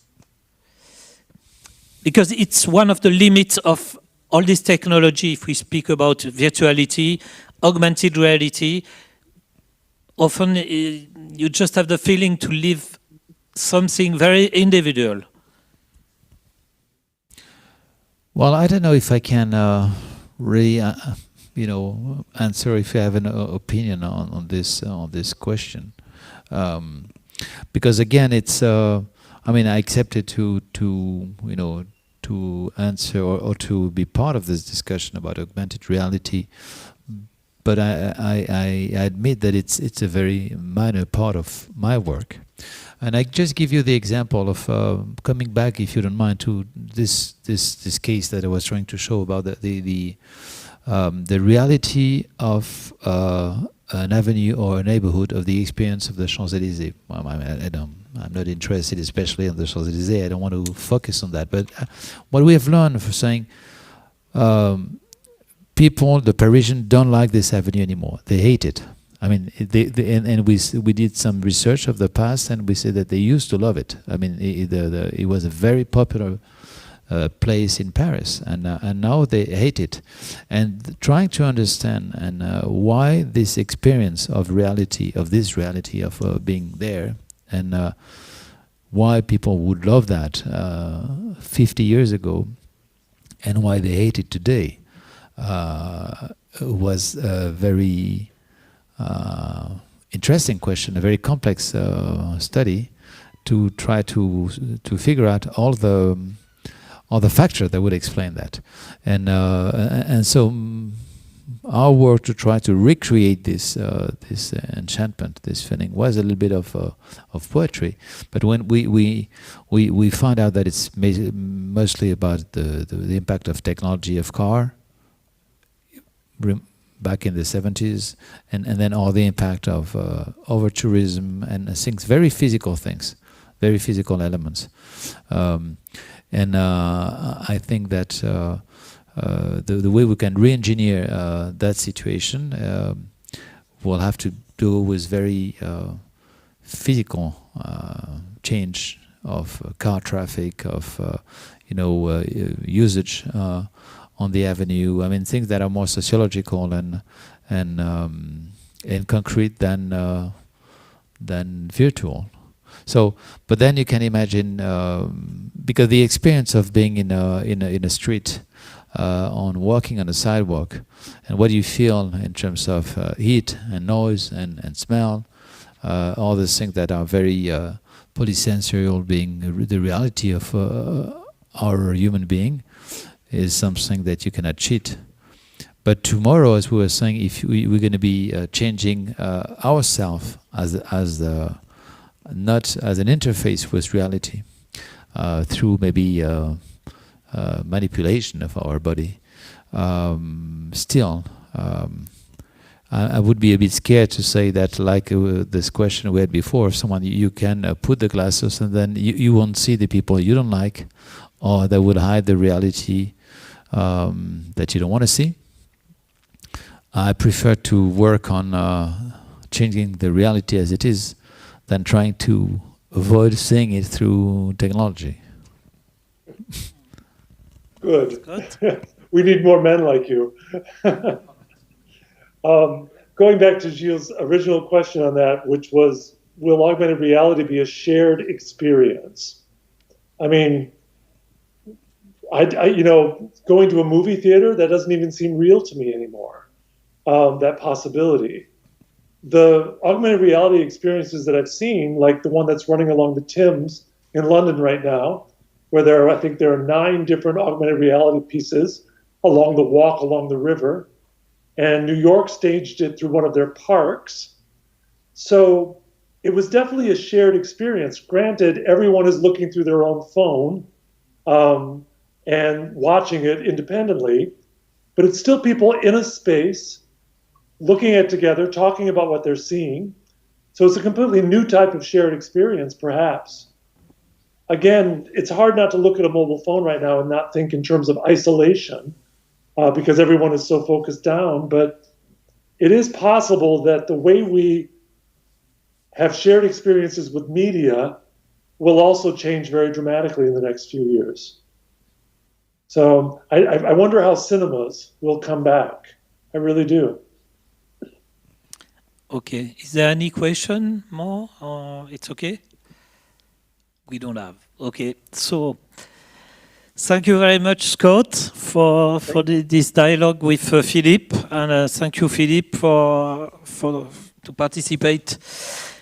And I think if you want to know more about both the work of Philippe and Scott, you can go on internet site. They have both very interesting internet sites to discover their work. Thank you very much. Thank you. To the VideoForm and the organization. Thank you, Scott. Thank you, Gilles. Thank you. Bye-bye. Bye-bye.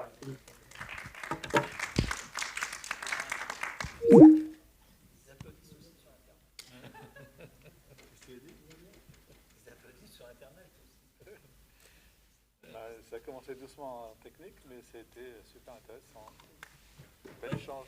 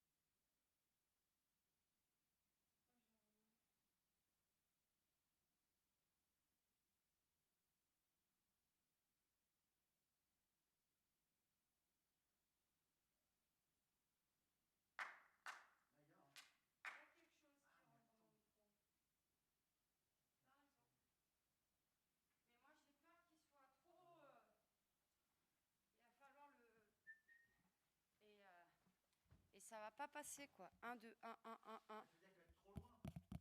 Il n'y a rien qui passe, là. Non,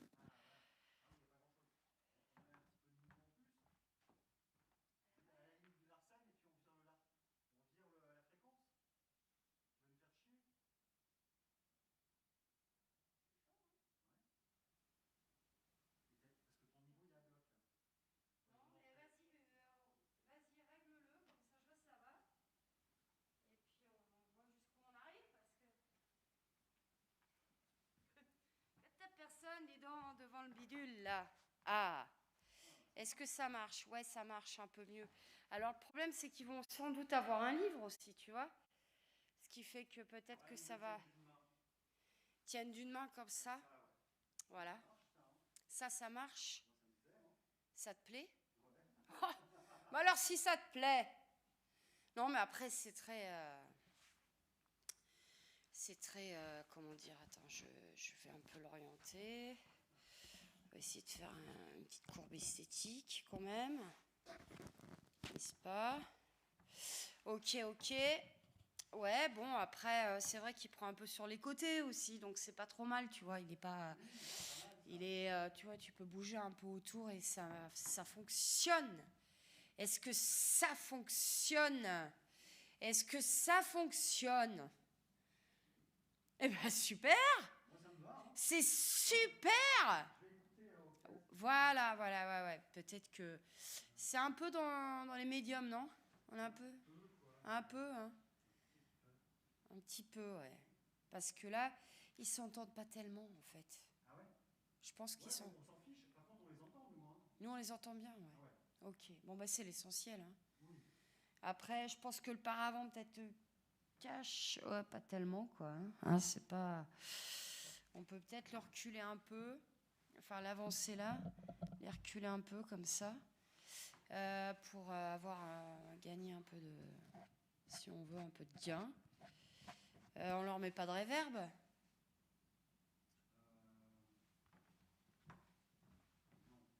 Non.